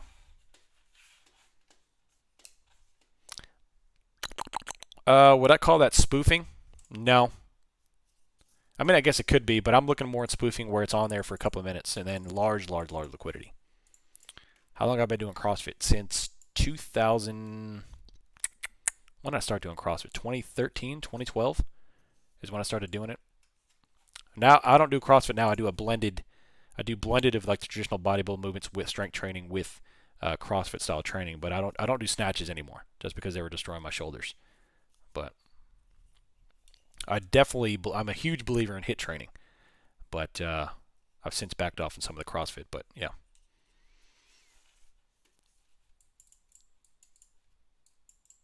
Am I ripped? No, I'm not ripped. I love food too much, but I would say I'm more fit than the average American, but definitely not ripped.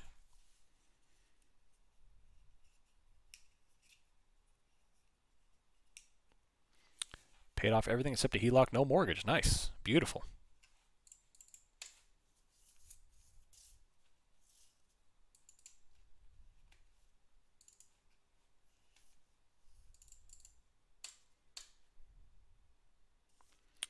You ever plan on taking a trip to Florida? Let me know. We can grab a beer. Absolutely. Yeah, definitely, AJ. I'm waiting until, well, if I make a play, we'll try, but I'll be looking at a play at FOMC. 100% Nomad. I'll give you a call.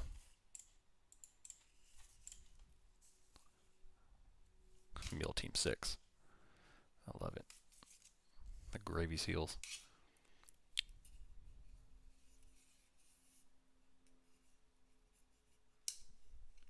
Man, Amazon went off the chain. 120. So they bounced off of 114, and now they're back up to 120. Apple's up. Google's up. Amazon's up 4.4% today. They were down just as much yesterday. Tesla's up 4. Google's up 6%. Man, tech is just on a rocket today.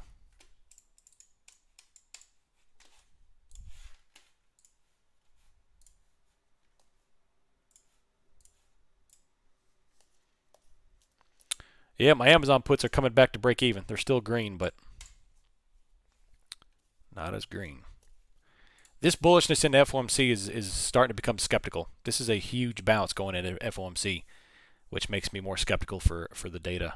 So it's too clean. It's too clean. Yeah, I see that. Let's see. Let's bring up Biden. What's he going to say? It's been so overwhelmingly bullish for the past month that it's too clean. It's a real statement on where we are in the fight against COVID-19. Right now, we are facing a new variant, the BA.5 variant, a very transmissible version of Omicron variant we saw here this past winter. In fact, this new variant that infected me is getting a lot of people infected all around the world, not just here in the United States. We should take precautions to try to slow the spread of this virus. My administration made billions of dollars in funding available to improve ventilation in our schools and our public buildings. We've made tests widely available so you can take one before attending large indoor gatherings or visiting with high-risk individuals. Huh. We've made Interesting. high-quality masks available for free, so you should consider wearing a mask. So he magically gets. Never mind. I'm not going to go down there. I'm not going to go down that path. These precautions add an extra layer of protection for you and for We'll stick to trading. Oh man, politics. Many of us are still going to get COVID, even if we take the precautions. That doesn't mean we're doing anything wrong. Yeah, I think I'm still holding them. Spindrift. As it has been for 2.5 years. So. But our fight against COVID is making a huge difference. What's different now is our ability to protect ourselves from serious illness. Yeah, you're right. Yeah. In fact, that's radically different today than it was just I have opinions too. I just, that's not why we're here. I don't want to force my opinions on you all. I hate when, I don't know. All right, so 120 on Amazon. We were right back to it. The daily candles on Amazon look ridiculous. I mean, it's freaking gap up, gap down. It's a little. This is a little sus to me. It's weird that we are up. That tech stocks are up so large today, in the face of FOMC, in the face of earnings tomorrow. It's sketched. It's sketched that we're up 7%, 4%, 5%. It's weird. So that's all I'm saying. It's just weird. I got their YouTube channel.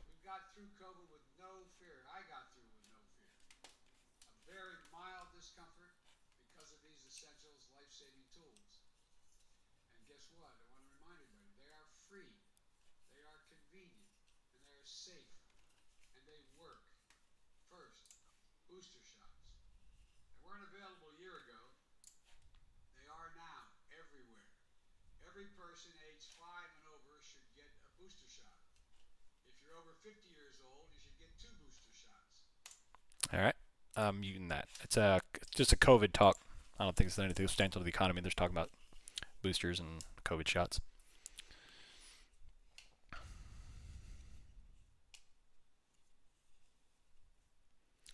Yeah, it probably wouldn't be a bad idea to wait until after Amazon posts if you want to reduce your risk, because, like I said, there'll be plenty of downside if things fall, or plenty of upside for that matter. So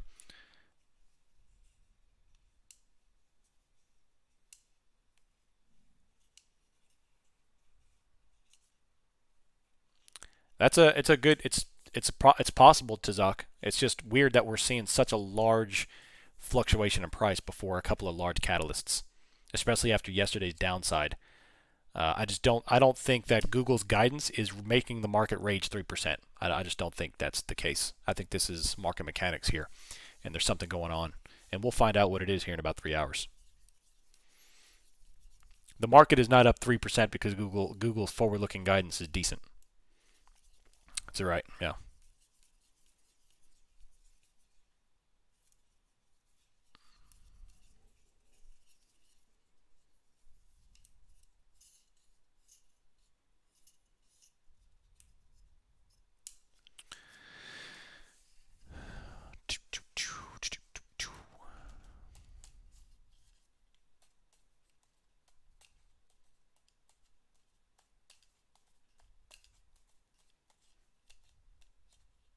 Yeah, that's also true, but they did that last time too. You know, that happened in April as well. The same thing. Snap came out, reported, and everything tanked. But I think Trader J's right. I think we're driving it up to right into supply. So let's see here.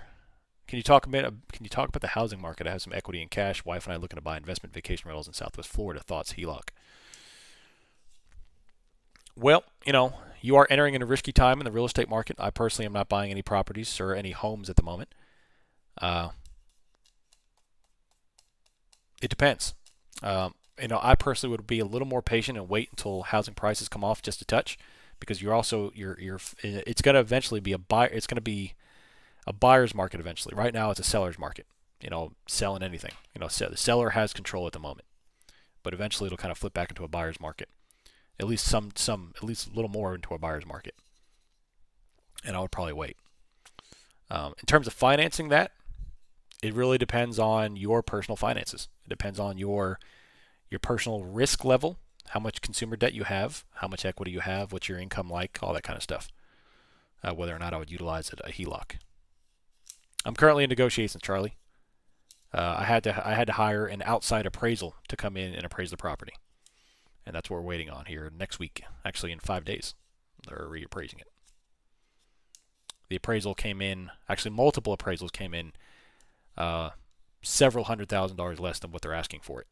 And I was like, I'm not paying your asking price if I'm having an appraiser come in and tell me it's this worth. It's not we're not talking about like negligible. I mean, it was several $100,000 less than what they're asking. So they're like, all right, well, we'll just get an outside appraisal and we'll go from there. So we're still under contract though, so we'll see. I'm excited though. I'm excited to make the YouTube content for it and for y'all to see it.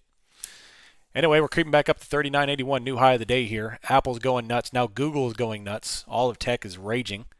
NASDAQ is 2.73 as tech is full risk on today. Full risk on today.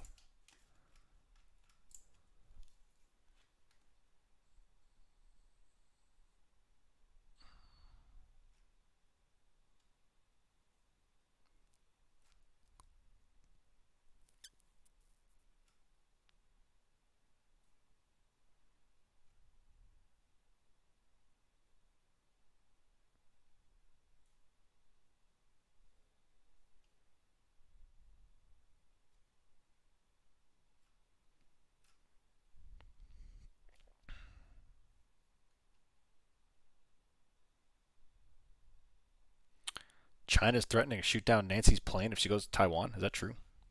No, there's no way that's true. That's huge.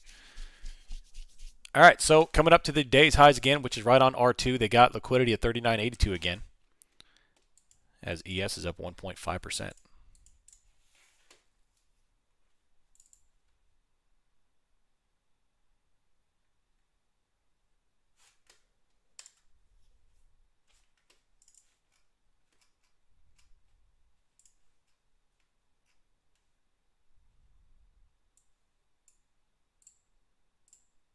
And another rejection of R2 here.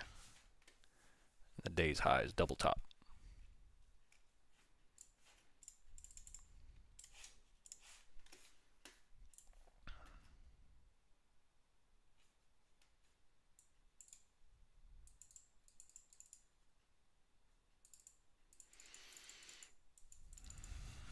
I mean, although we might be in a similar dire situation with the housing market, it's not the same. The crisis in 2008 was caused by shady lending practices, junk bonds, and adjustable rate mortgages, and the bond market basically crashing due to the insolvency of the mortgages inside the bonds. Whereas now, it's not necessarily driven by junk bonds or lending practices. It's driven by the institutions and the hedge funds buying up supply and demand. It's buying up the supply to squeeze the demand. And of course, interest rates are through the roof. It's basically an incredibly one-sided supply and demand equation that's driven the prices and supply crazy, demand crazy.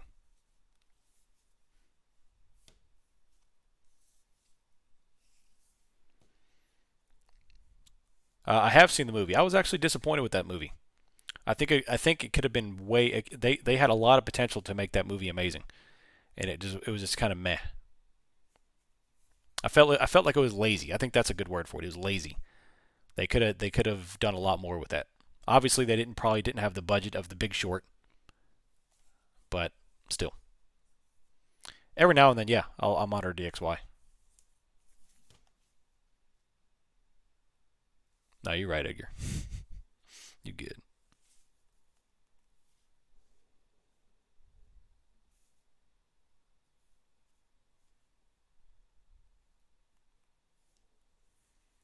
I haven't seen it yet. No, I haven't seen it yet.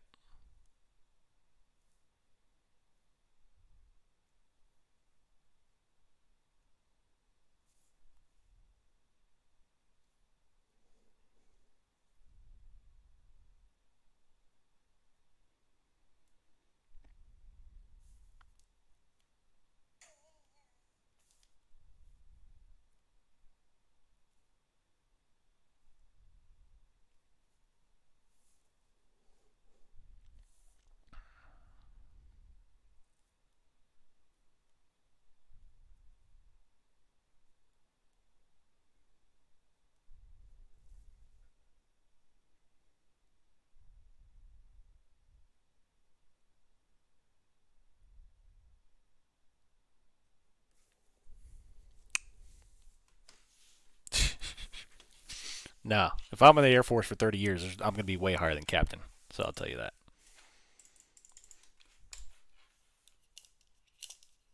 Very welcome, Alleviate. All right, so they put on again 39.82. We're kind of picking up against that now. Amazon squeezing 4.3%. They're up there. Tesla's going crazy. Google's exponential. They're 7% freaking gain on Google.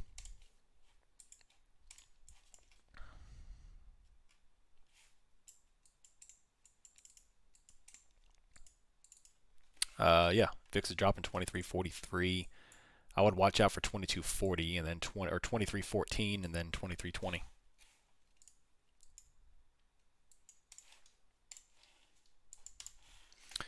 Yep. Very skeptical. I'm very skeptical of this moving here going to the event. This is odd, but we'll play it. Exactly, trader. Exactly. There's so much potential coming up here in about an hour and a half, 2 hours.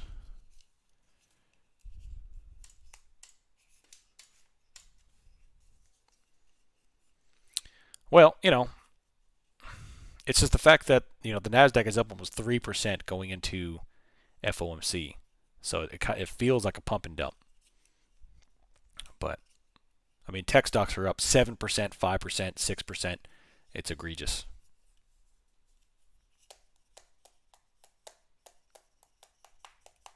Yeah, $280 billion. Nice, AZN.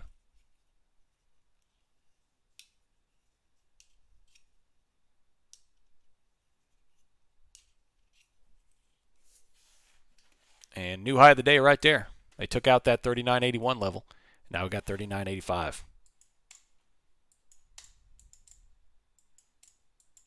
Heck, I think we might hit at this rate. We're just grinding up. We're bouncing off like the 21, sometimes coming down to the 34, but we're grinding up and up. How do I use IV to figure out? I use a calculator, like Option Strat.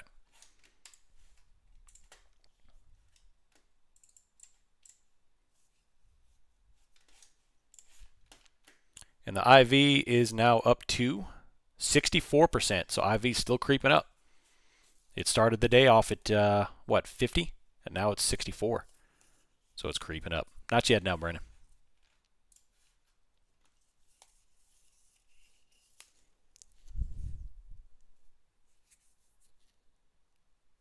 So I am about to call it a morning, though. I'm going to go get some food and then stretch my legs here and then come back for the big event. Obviously, we're going to be coming on earlier. 1 o'clock Central Time, 2 o'clock Eastern Time. I'll probably come on a few minutes prior just to kind of get things rolling, get things set up, and start chatting and figure it out.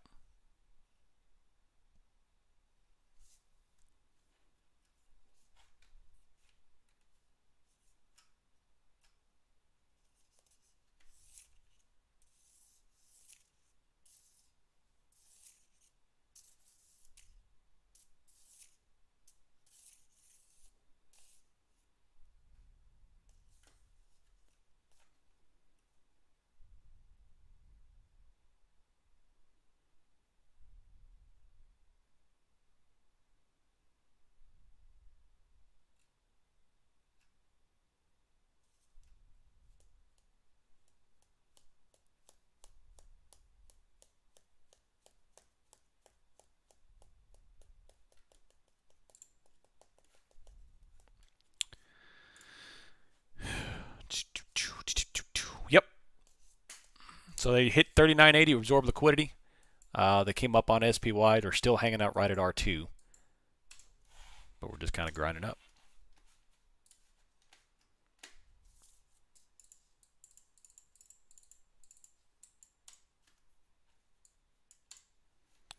I'm almost to the point of I might put on just a put going in FOMC because after this pump, just to put that risk on. I could be wrong. Very well could be wrong. But just to put that risk on after this much of a pump, put a 0 DTE 50 point. I don't know. Let me think about that. I don't usually put on risk like that, but I may do that this time. And then play a call once if we start going up after to kind of leg into a strangle before and after, so to speak.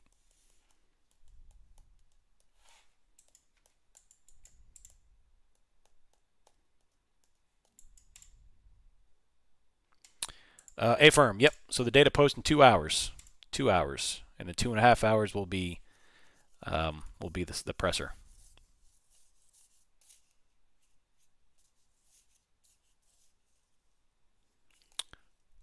Uh-oh. Spice Girls are reuniting for a documentary.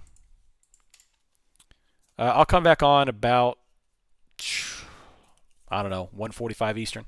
just to kind of get things set up and ready to go, get my order forms up and ready, kind of talk to y'all with everything. Yep, I'll be on YouTube as well. We'll stream that. We'll be on YouTube as well. Yeah, good chat. I had a lot of good talks today. I mean, we talked about, we talked about tacos, we talked about trading, talked about process. I liked it. Good stuff. Backstreet's back. All right.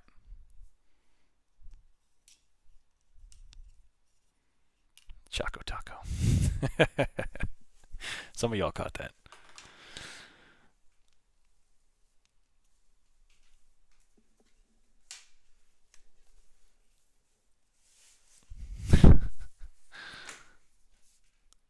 I'll trade SPX. I'll trade SPX. Yeah, this thing's still climbing.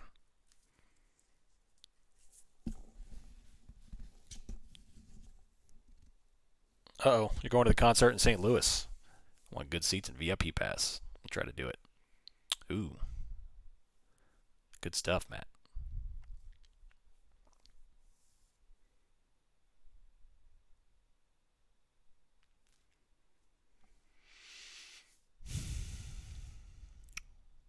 Yeah, you missed Taco Talk. We were talking about tacos this morning. How there's a market for tacos down here in the southeast. A very large hole in the market. That's probably what I would do. I'd do a taco stand. I would just rake in. You could probably make, I bet you could make $400 or $500 a day if you had a taco stand.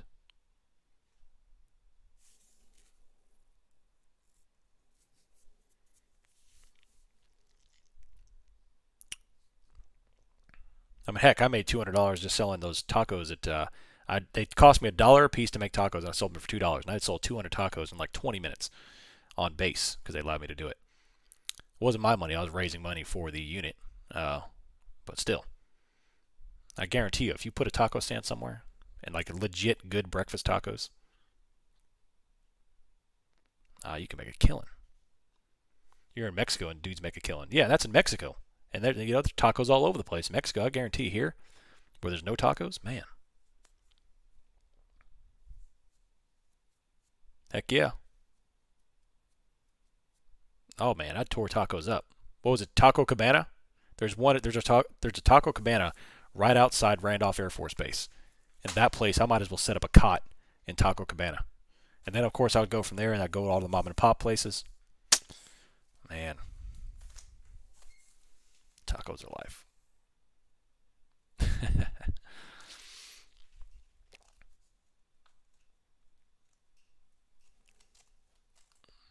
Ooh, nice. That sounds good.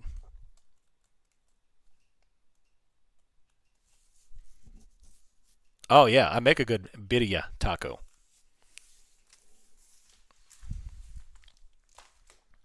It's fantastic. I learned it. I got that recipe off the chick on YouTube. Views from the Road is her name. She does a good birria. I don't know how to say it. I can't roll my tongue as good as my grandmother could. Giggity. And then I did her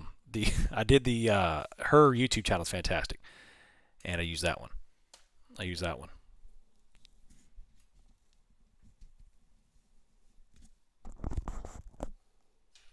It's fantastic. I used to work hot dog carts. We'd make anywhere from 1,500 to 3,000. Nice. That's giggity. That's killer. I just read giggity and said killer, and I said kiggity. I'm like Ron Burgundy.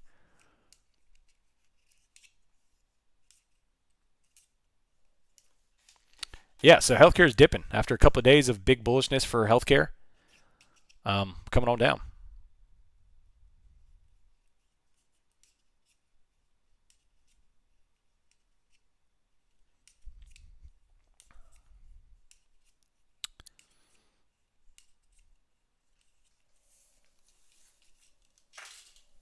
Oh man, that's delicious.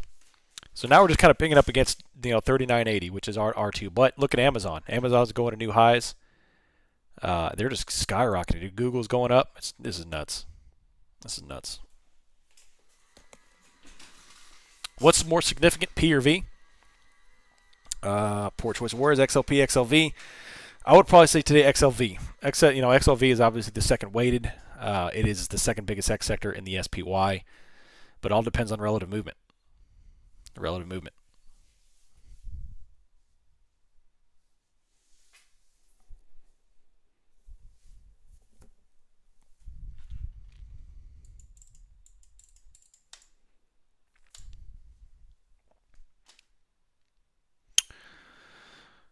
Is this how the week I thought I was going to go?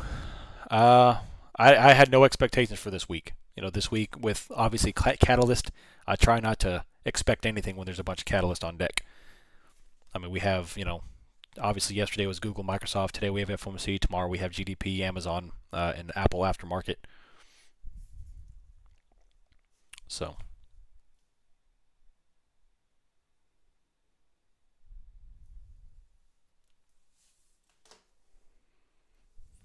Amazon's still going up. It's still squeeze mode. Google just put in a new high. Microsoft just put in a new high. And Apple is trying to climb back up. So tech is absolutely just roasting right now. Absolutely roasting.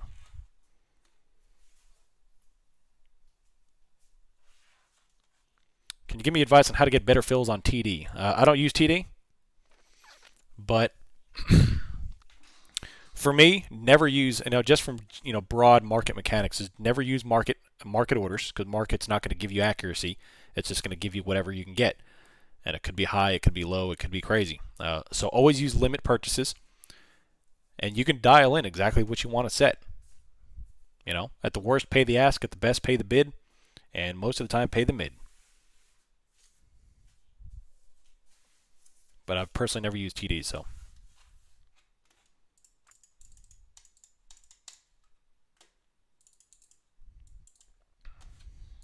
Yeah, no kidding, Chris. What was your call leg of Google? I mean, that's crazy. Look at this thing, 113 on Google, absolutely just skyrocketing.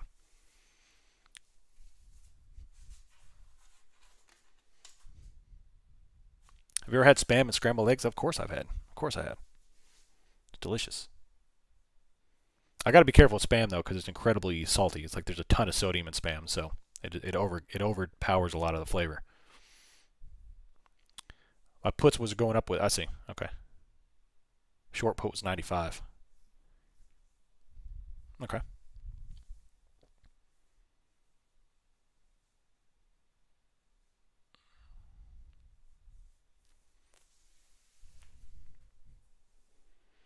Is my limit order within the bid and the ask? Sometimes I'll even pay the ask. When I'm looking at an order form, and I've got, obviously on E-Trade, I've got the bid, the mid, and the ask. And of course, if you're trading IBKR, you could choose, like, there's a whole vertical list of strikes you could put, which makes it very accurate. I could be very quick on entries on IBKR. Look at this. New high of the day on ES on NASDAQ. 13 or 39.82. So.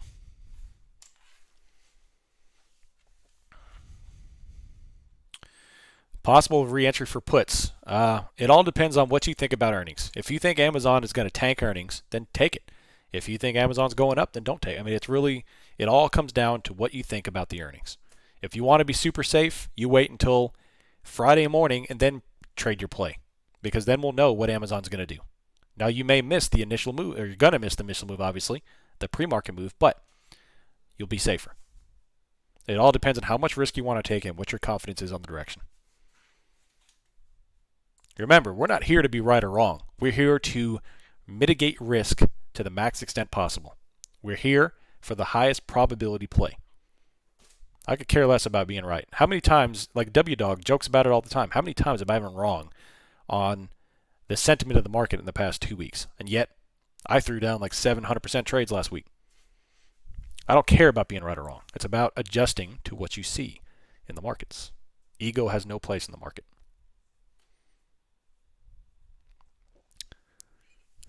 Now, if we're talking about Eggo waffles, Eggos, those have a place in my stomach, but not egos. So, yeah.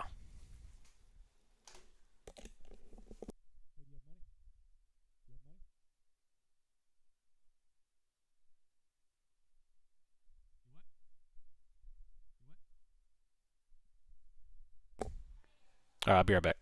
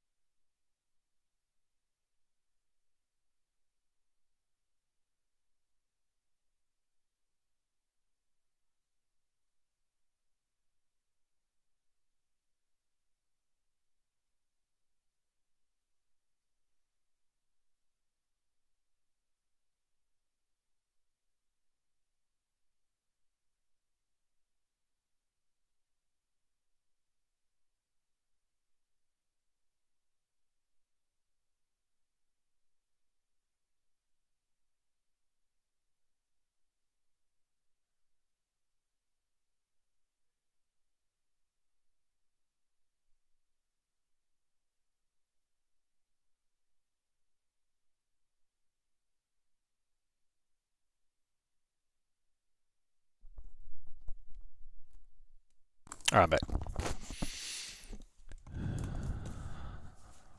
Yeah, I mean, I get it. It's fun to call direction and be right. It's fun to be like, all right, we're going up 50 points, and then we actually do it. But it's more fun to actually make some money. So that's why being reactive to what we're seeing is incredibly valuable as a trader. And being able to, if you do, let's say you are calling for one movement one way or the other, and you put on a play, and it's a great asset to be able to say you're wrong, close a position, and then switch eroni. If you're incredibly bearish and you play a put, close it and play a call. It's a great asset to be able to do that, and a sign of a mature trader.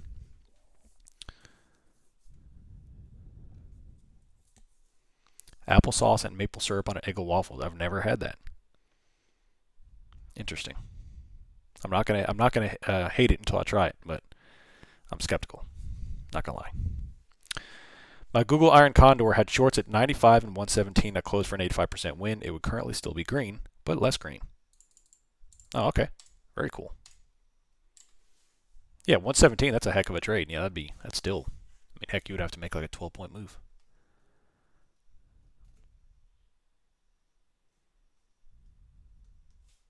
Yep, options trading, man. Options trading is everything.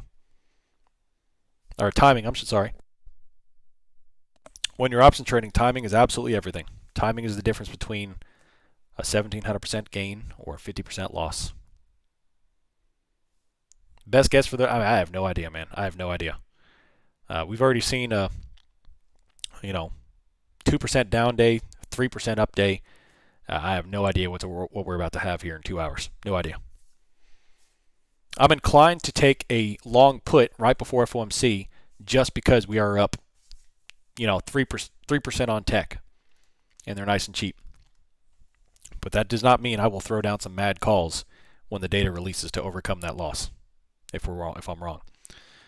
So I'll essentially leg into a strangle. I would put down larger position sizing after to overcome what I'm losing on the puts. Yeah, I was the same way, Chris. The higher we go here on this kind of grind up, it's weird that all these tech stocks are up like insane amounts. You don't understand. Like prior to 2020, a 5% green day on a major tech stock or a major top 10 stock is unheard of. And here we are 2 hours before FOMC and tech is up 5%. Microsoft's up 5.3. It's a little nutty. So I'm thinking pump and dump. So I'm going to put on probably a small long put right before the event. And then the second that the event kicks off, I'll have a call order form up and ready. And if things get bullish, I'll throw down on some calls. Just because I don't mind putting on that risk.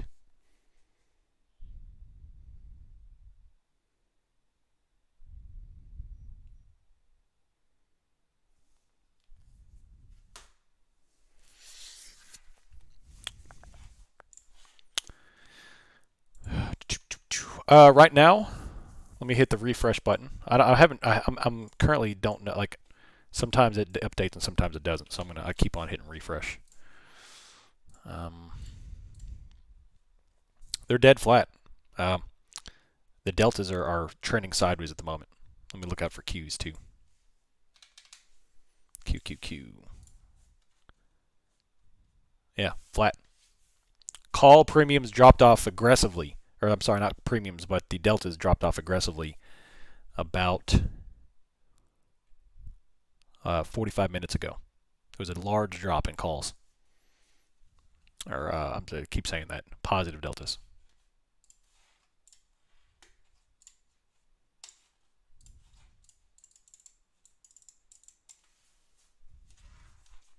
We have an hour and 45 minutes until the data dump, and then, yeah, until 2:30 until they do the press conference. Diner waffles are the best. Waffle House waffles, man. At 2:30 in the morning, get the all-star breakfast waffle. Oh man. Now we're talking. It's amazing I'm not, very out of shape.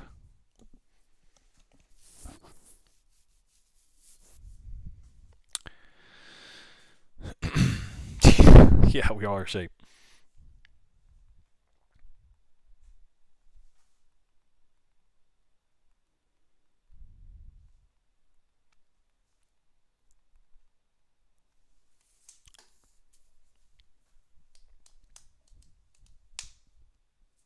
Are you still long on Google? Sweet trading. I went long on Google yesterday. It's so hard not to take profits. I mean, that's beautiful. I would not hold that through me personally. I would not hold that through FOMC because that should be a pretty awesome gain right now, and you don't want to give that back. I personally would not do it. That's a heck of a play. I wouldn't say crude is usually inverse of the SPY, but it's been known to do that quite often. Yeah, that's all right, Otuku. I haven't been playing much, so no big deal.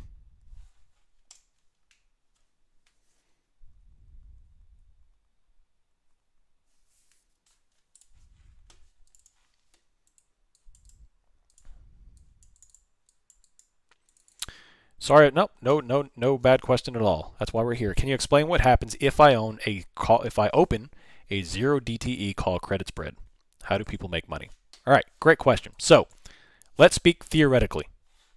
Right now, let's talk about the width. So, I'm going to talk about, let's say, a 30 wide call credit spread.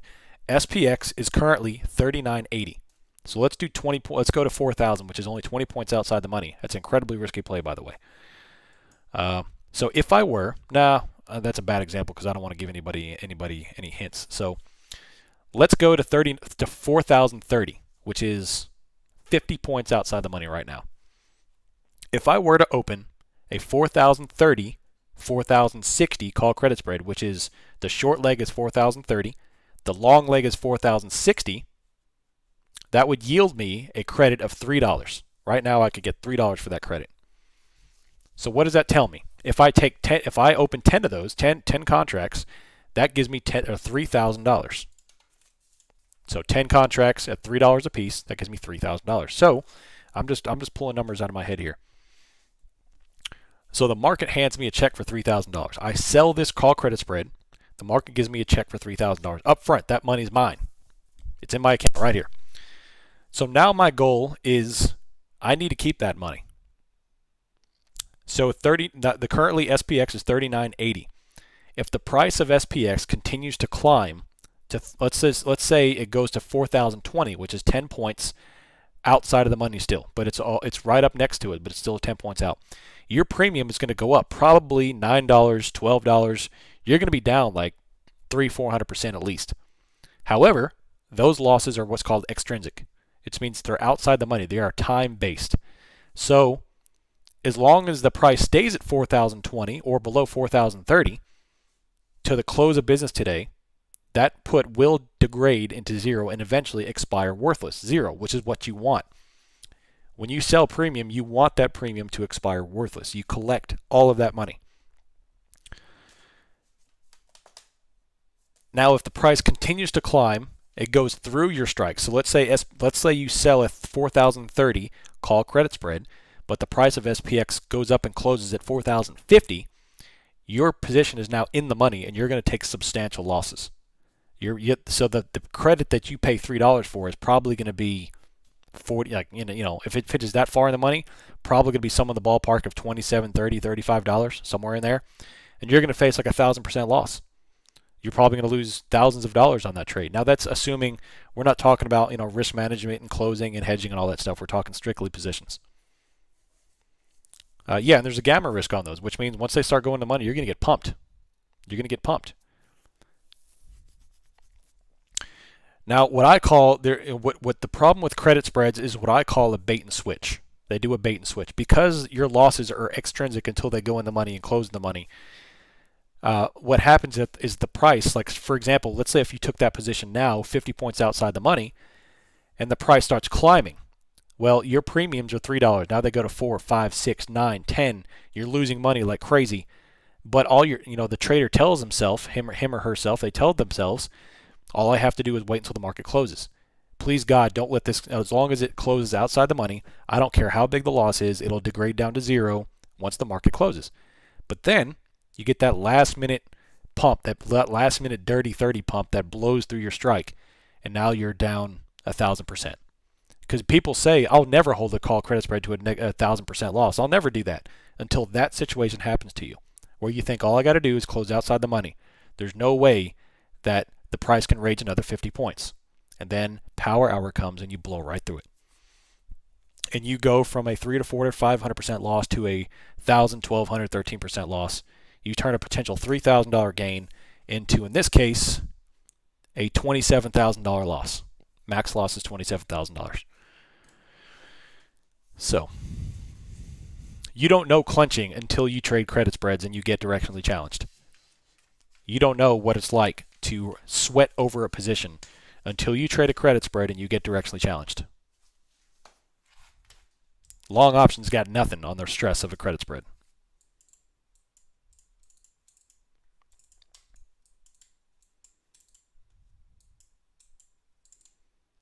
So, yeah, I hope that helps. And if you need, obviously, if you have any more questions, let's talk about it. By the way, remember we do have the theta room too. We could talk about theta trades in there. But that's why I trade SPX. That's why, in another way, what Blue Jew just said, the reason why I trade only SPX for any kind of writing premium is because there's no assignment risk and there's no pin risk. So cash SPX options are cash settled, which means you cannot be assigned. There are no SPX shares, so you can't get assigned.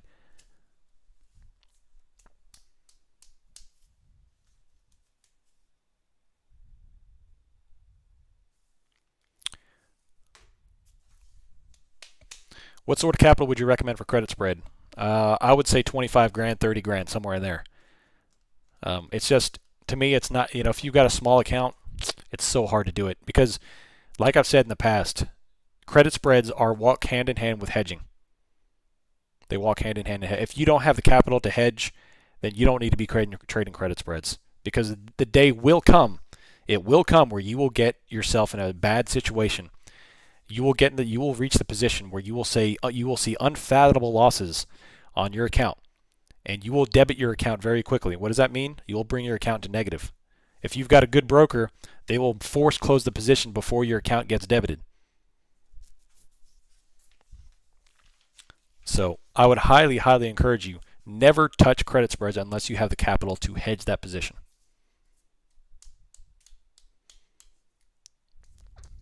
So one loss will wipe it. Well, lullaby. One bad loss on a credit spread could wipe out 3 or 4 months of profits, not just 3 or 4 successful trades. That's if you don't know what you're doing. So not just 3 or 4 trades, 3 or 4 months of profits. You want to talk about a debilitating day? Yeah.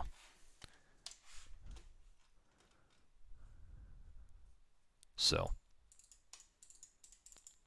the maximum loss is fixed, but it's still substantial. Like right now, the credit spread that I was given an example about, a 40-30, 40-60, 30 wide call credit spread for 0 DTE. Right now, max loss is $27,000. Now, yes, that is a max loss, but it still hurts. It's still a pretty big loss on a $3,000 credit. If you're doing one contract, so you're risking for if you were to only do one, you'd be getting a $300 credit, and your max loss would be $2,700. So you're risking $2,700 to make $300. If you let it go to max loss, hopefully you've learned enough lessons where you don't let it go to max loss. But still, man, look at this. ES is freaking pumping, man. We're going to 4,000. 39.84. We're going to 4,000. Yeah, credit spreads is one thing I would recommend paper trading because you need to understand what happens when you're wrong. If you don't, then you'll destroy your account.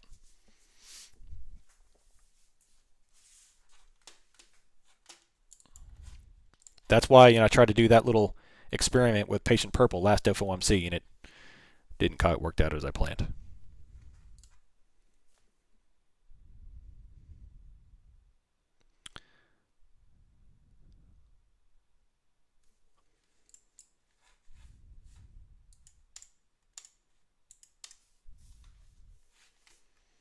Yep, that's why I think we're dumping FOMC. This is pretty weird activity, but I don't know. We'll see. I've heard two different things. Trying to wrap my head around it. If there's liquidity below us, we likely move toward it. I've always heard if there's liquidity below us, people are confident it's going long because there's support to below. I think the second one is wrong. I think these work as liquidity. These work as magnets. Now, granted, there are some, there's more to it than that. You have to be a little bit more analytical on what you're seeing. So, and here's the way I look at it. If there is a large amount of liquidity pinned somewhere in the relative close area, the big money, whoever's putting on that trade, wants that to be transacted. So they're going to bid the market up or down to transact that to transact those orders. So, yeah, the credit spreads do reduce because here's the deal. If you are all right, so let's say here. So right now, 10 contracts, 10 credit spreads, 40, 30, 40, 60. The max loss is $26,000. But if you take off the long leg, I mean, you're the infinite. Here, I'm going to show you this. I'm going to take a screenshot of this because I want you all to see this. 0, 40, 60. All right. So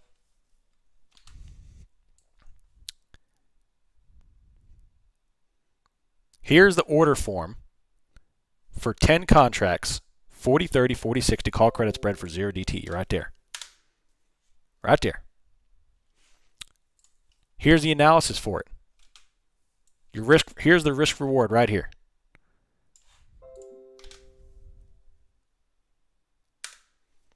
So your max profit on that is $31.50 because it's $3.15.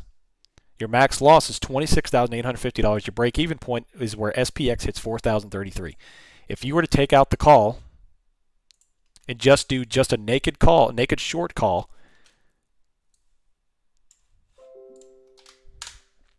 now look at it. Look at the max loss. Now your max loss is infinite because theoretically, if SPX continues to rage up for 15 days straight, you're going to continue to lose. There's nothing to stop your downside.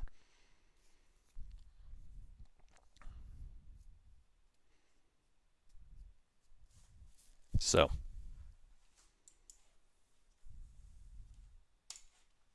yeah, this is E-Trade. I do my spreads on IBKR, but I'm just showing you all the numbers in E-Trade here. I'm not taking this trade. I'm just doing an example. Yeah, I'm showing it on Discord.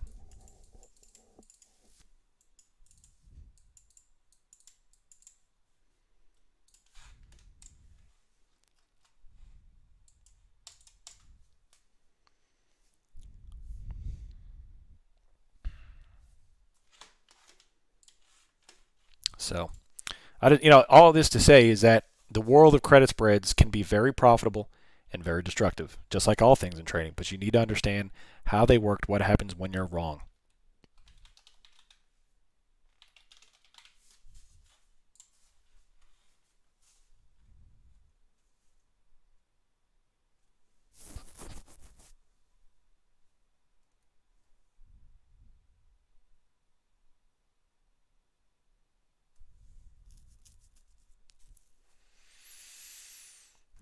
That's one way to do it.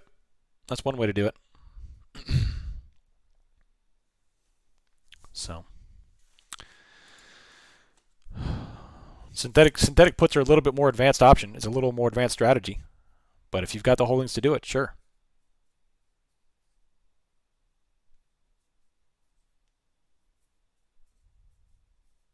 Now you're getting deep in the weeds. I use the traded workstation. Someone say money. I use the standalone traded workstation.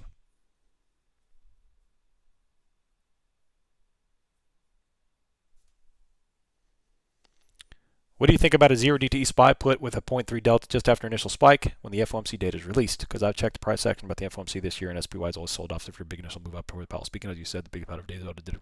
Yeah. I am personally going to take a play before. I'm going to do a small put before, knowing the risks, just because this is super suspect. And then what I'm going to do, open up a call order form. So the second that the data starts to be released, if I'm wrong, I'll quickly know if I'm right or wrong. If I'm wrong, I'll just throw down a bigger call position to overcome the losses, essentially legging into some sort of a strangle. And I'll treat each position individually. And then if we ride up 100 points, my calls will do great. If we drop 100 points, my puts will do great. I don't care. Well, obviously I am. I'm taking the puts, so I'm thinking that we do go down, but only because of what I'm seeing today. However, I'm doing that knowing I'm quickly. Like I am not sitting here pounding the table since we are dropping. I'm putting on risk because there's a potential we could drop, and I'm going to play against that position. I'm not sitting here kicking my feet up saying we're going down, jabronis, hang on to your hats. I'm not doing that. So don't hear what I'm not saying.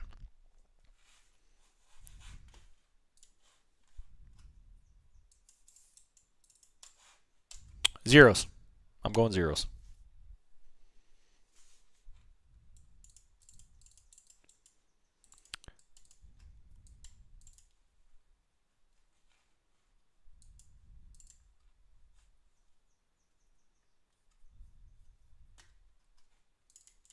Yeah, 30 wide is not that 30 wide is not that wide. You know, I frequently trade 30 wides. 50 and 100 is super risky, but 25 and 30 is pretty much that's my wheelhouse. 25 and 30 wide spreads, sometimes 20. It depends on how juiced the premiums are.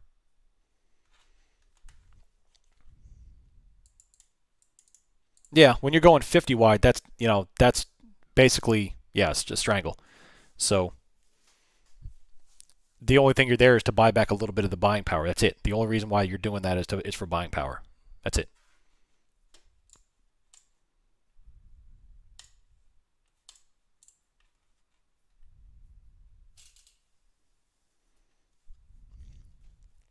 Yeah, but those say spreads, so they're doing call spreads, isn't that right? I mean, I'm not too familiar with unusual whales anymore, but that means they're spreads.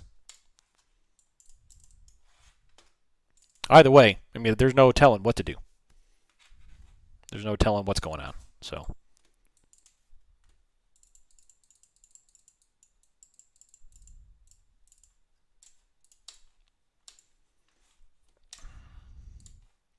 Ooh, interesting volume. Yeah. So the volume is it keeps trickling in for XLF, but they're dead flat on the day.